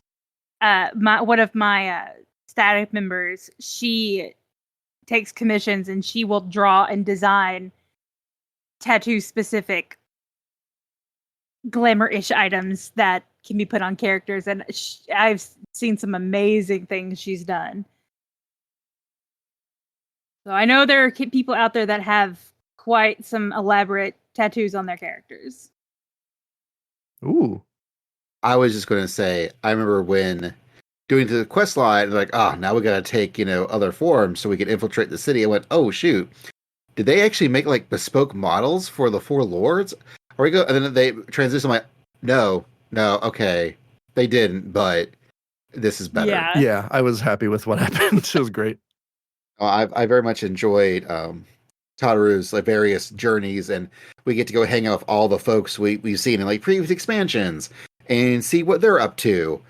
And it's been just a really cute way of reconnecting with all the parts of the game that totally existed before, and lives our Warrior of Lights have impacted, and just seeing where they are in life has just been really, really nice. So I know that Anna want to talk about some of the things that's upcoming in the 6.3 series, because we're apparently about to take it to the top. The Omega Project, that actually will begin day after tomorrow. The new Ultimate. Yeah, it'll already been happening by the time this episode releases. Yeah, so here's gonna be the thing. When this episode comes out, will it have been cleared? Probably. We're going to be as wrong for this episode as we were for our predictions in the event episode, where we made our predictions and every single one of them was wrong. Yeah. Okay. I'm sorry we forgot that they had already had the bunny helmets. Also, that the mochi pounding would just be a reference and not a fate that you got to do. Yeah. And that you always get a Kabuto. We don't get Kabutos anymore. Yeah, because they've all been given out. I was very disappointed. I didn't realize it had already been. Yeah. But yeah, so I'm glad we just got a cool armor set. Oh, yeah. Yeah, the armor set's cool. Yeah, so Omega Ultimate starts on the 24th. So that will be fun. I'm very much looking forward to watching Frosty on Mug Talk. They will be streaming the World Race and shoutcasting, and that's going to be a lot of fun to watch. I've always enjoyed watching the Ultimate World Race. And yeah, I've done very minimal Ultimate rating, so it's always fun to watch people's reactions to see what crazy shit the devs have come up with. I have never done an ultimate. I would like to do the Epic of Alexander because I would like a sword made of clocks, but I don't know that I have the patience. I got so close to beating Uwu, and I really want to go back and finish it. But yeah, so that's... So I know that Yoshi has mentioned, like, don't expect crazy lore things happening with this one quite like we do Dragon Song War. We might have went overboard. Don't think that's ultimates from here on out, y'all. Don't. Oh yeah. Let's couch these expectations right now. Right now. Let's not. Yep. But yeah, so we've got that, and then we'll have the new Deep Dungeon coming, which is the OG Eureka. Yes.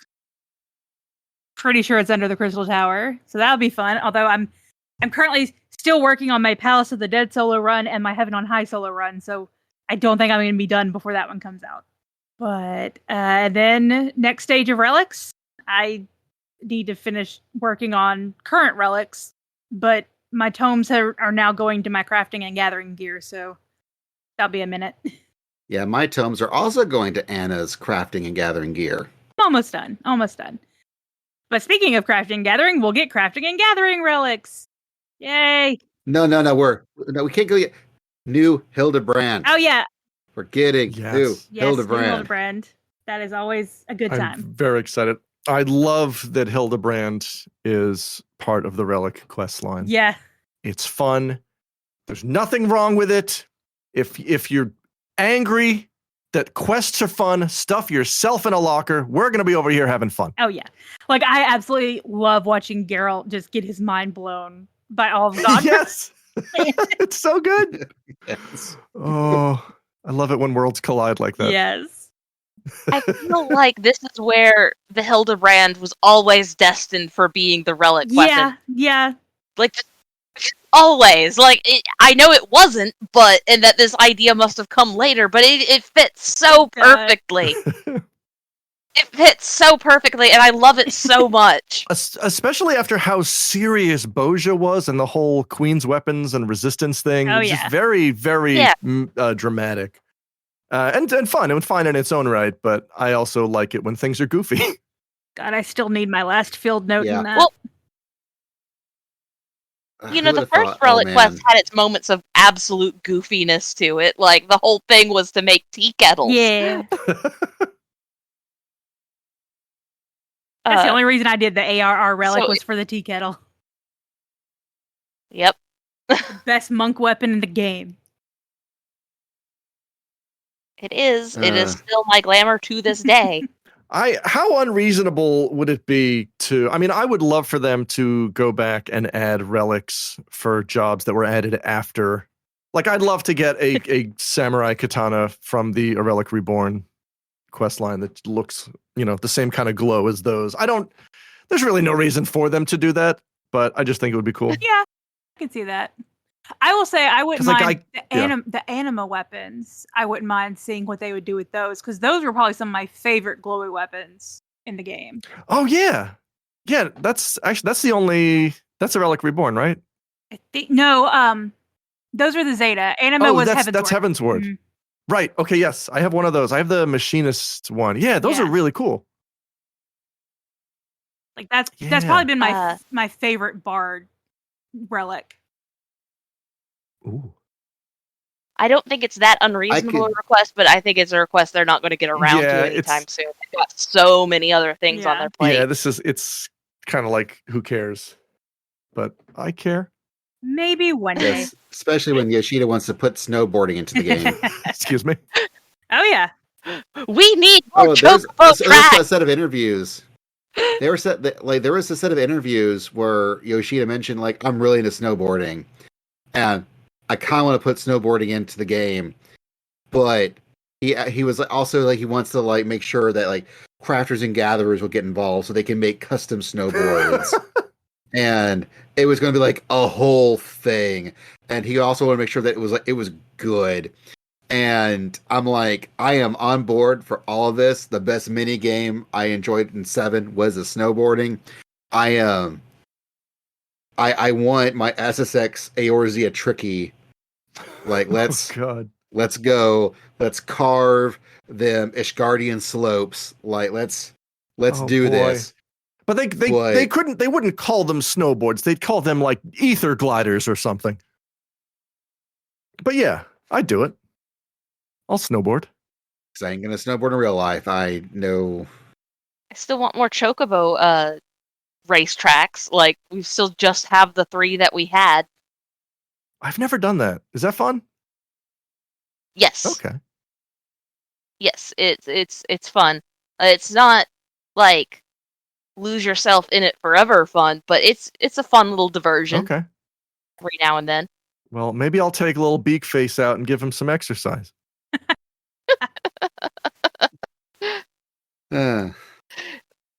Is Beakface your personal chocobo Yes. or your racing chocobo? You get to I don't know. I guess he's my personal chocobo. Yeah, he's my buddy.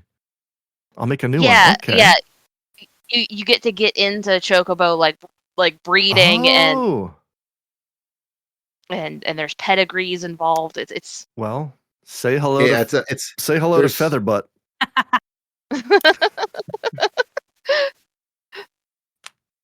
There's a lot of names you can pick from, like, because they give you like different categories of names. You have to pick 2. Oh, it's like it's FF11 style. That's how they did it in 11. I thought it was like your companion where you can just type it in. No. Oh. No. You can only have a racing valid name. Okay. That's how you compose a racing valid name. Okay. Now, you could still get some pretty good racing valid names. What about Fast Jeff? Possibly.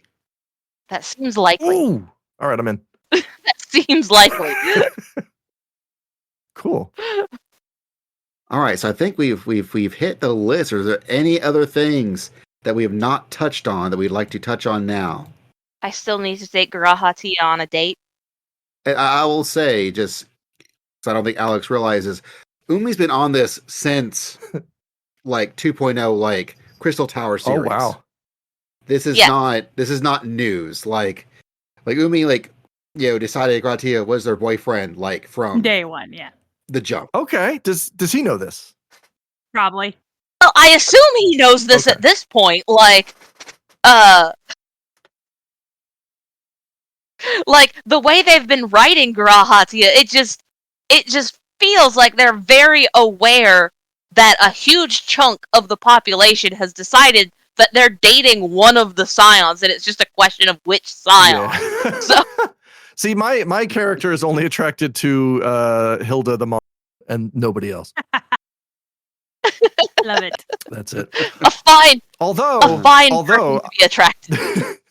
Although I think there was one very brief quest in 2.0 where Ishtola wears a miner outfit. Oh, Do you remember this? Yep. It's so good. It's why put her back in that. It's so good. Yeah. It's just adorable. I feel like she's a little too full of herself now to go back to that, but oh man, just the best. Yeah, I agree.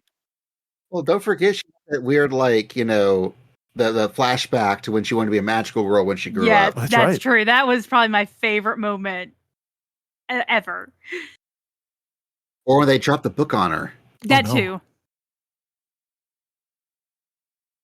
You could throw her under the bus, and everyone's like, "Why did you do that?" Well, now she's fantasy Daredevil. She's fine. She's Cat Murdoch. She's fine with that, I would imagine. I'm glad someone like that. Okay. Sorry. Anyway. All right, Alex. Thank you so much. Thank you. This was really fun. It has been. So this is the part where we need you to plug the crap out of yourself. Oh, good Lord. Please. Okay. I do a lot of stuff. Primarily, I run a retro video game bar in Nagoya, Japan called Critical Hit, right off the Beltline. Come on down. I am open Tuesday to Saturday. I close early Tuesday, Wednesday, Thursday if there's nobody there, because I will come home and play FF14 or stream. But it's Nagoya is not the most famous city in Japan, but it's right in the middle. So if you're in the country, it's easy to get to. That's the airport I use, so I probably will be visiting you in 2005. Nice. Yeah, that's Chubu, Central Air. Yeah. And my buddy Ray and I have been doing a podcast for, I guess, 12 years at this point, 11 years, called No More Whoppers. We are on the Tokyo Beat Network, and I talk about life in Japan and running a bar. Ray talks about he's a new dad, so he's got that going on for him. Oh, nice. And we've been pals for over 20 years, and we have there's no shortage of things to talk about. He's a cool guy. And I stream on twitch.television at my username is Hooded Patui. That's HOODEDPITOHUI. Mostly streaming retro JRPGs because that's my jam. That's all I got. All right, and you can find our stuff at wait, no, that's not my list. So I have the same list I have when we do our normal Awesome Casting. So yes, the Carbuncle Chronicle is part of the Awesome Cast family. You can find everything that we do at awesomecast.com. This episode was edited by Anna. Thank you so much. Our theme song was originally composed. Our original theme song was composed by DJ Inabito. You can find his stuff at djinabito.com. Although this version of it was also remixed by Anna. Like I mentioned, everything's on the Awesomecast website, like links to things like our Patreon and Discord, which you can always join. And I do recommend throwing us money if you can. Also, no more Whoppers. You should throw them money as well. We're fun. That brightens everyone's day. Well, thank you. As I mentioned, we have our Discord, and join that. We talk about all sorts of things, although please, especially nowadays, be 18 or over. Sorry, kids, but it's some rowdy adults over there. More importantly is please leave us Apple Podcast reviews and Spotify reviews. Give us all the stars.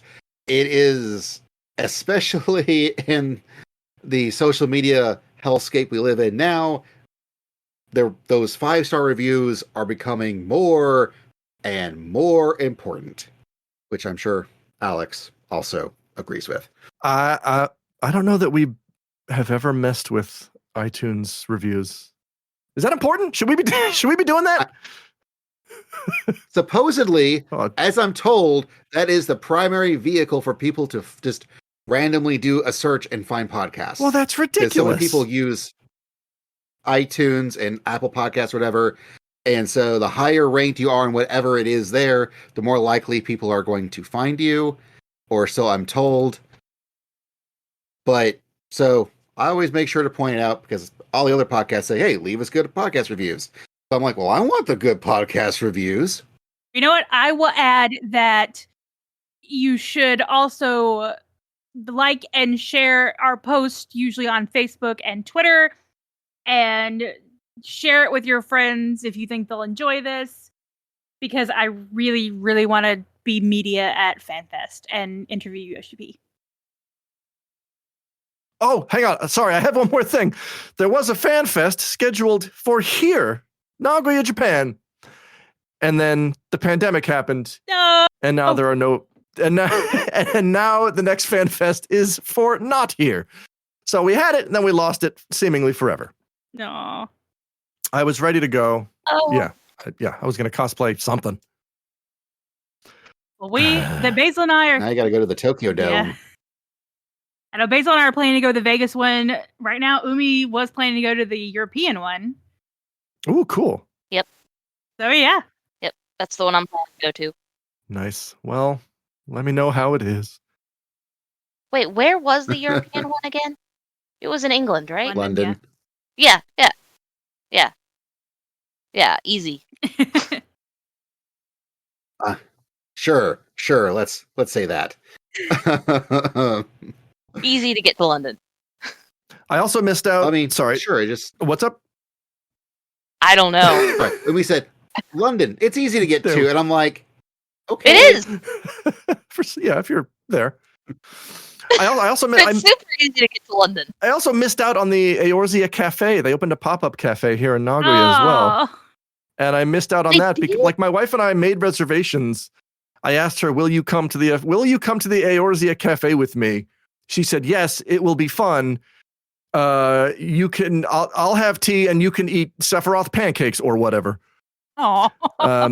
And then instead of doing that, what we decided to do instead was get COVID. Oh no. Oh, that's much Yeah, worse. so Much worse. yeah. Oh, have you been to the one in Tokyo? No. Oh, it's Like, so that is good. Oh, But the two It's so things good. or the three things that I have to do when we do plan to finally go to Japan is come to your bar, yeah. go to the Eorzean Cafe, and I want to go to the Sailor Moon store. Those are the three things I want to do. I don't want I know the Eorzean cafes they're like limited time, so I don't know when they're coming back. Yeah, the one if in there are Tokyo is any- pretty permanent. Is that permanent? Yeah. Okay. Well, then I should go They there. I just got no announced- excuse. They just announced new drinks and things, and I think Ooh. was it Thancred and Urianger are the only two alcoholic ones now? It's like, of course they are. Yeah, that fits. Yeah. They keep saying that No, it's the not two dads. permanent, but then it keeps being permanent. The Estinian drink should be like 5,000 yen Yes. because that's what he would he would think that's a Yes. deal. Yeah. That's how they get you. Going back to my list, Awesome Cast. You can find Awesome Cast. I probably should make like a Carby cast or something for Twitter as well. I know that it's now being more and more on fire, but I probably should actually do that just so we have another place to announce when we do Carbuncle Chronicle Civic podcasts. But for now, Awesome Cast. It's on Twitter. It's on Facebook for some reason still. Also, Anna's on Twitter at Angel Darkfire, but the middle A is missing. I'm on it as It's Basil Time. I also know that Alex is on there as Patui. That's right. Pitohui. Also, I also have a Mastodon, which is It's Basil Time at awesomecast.social, because our friend Dylan, who is also normally on on at least the Awesomecast General, he thought it'd be fun to run his own Mastodon instance. So I was like, well, if you're going to make one, I'll use it. So I'm using it. I've also got co-host and wherever else looking for It's Basil Time. I also do Twitch streaming, also coincidentally, also JRPGs, because that's what I'm really into. I've been playing through all the Pixel remasters, and then I think I'm going to continue on after that playing One Piece Odyssey, because that's a modern day JRPG, like turn-based JRPG, but with One Piece characters, which has been better than I expected for it being a licensed One Piece game. It also, when you finish battles, it feels like it's a Tales game because they start talking to each other like they do when you finish Tales of game fight, but it's the One Piece crew. So, but it's Bandai Namco, so it makes sense why it would be that way. Anyways, that's something else completely different. You can find it there. Once again, thank you, Alex. Thank you, Anna. Thank you, Umi. Thank you, everyone, for listening. And never forget, never, ever forget, you tank the boat dragon up north.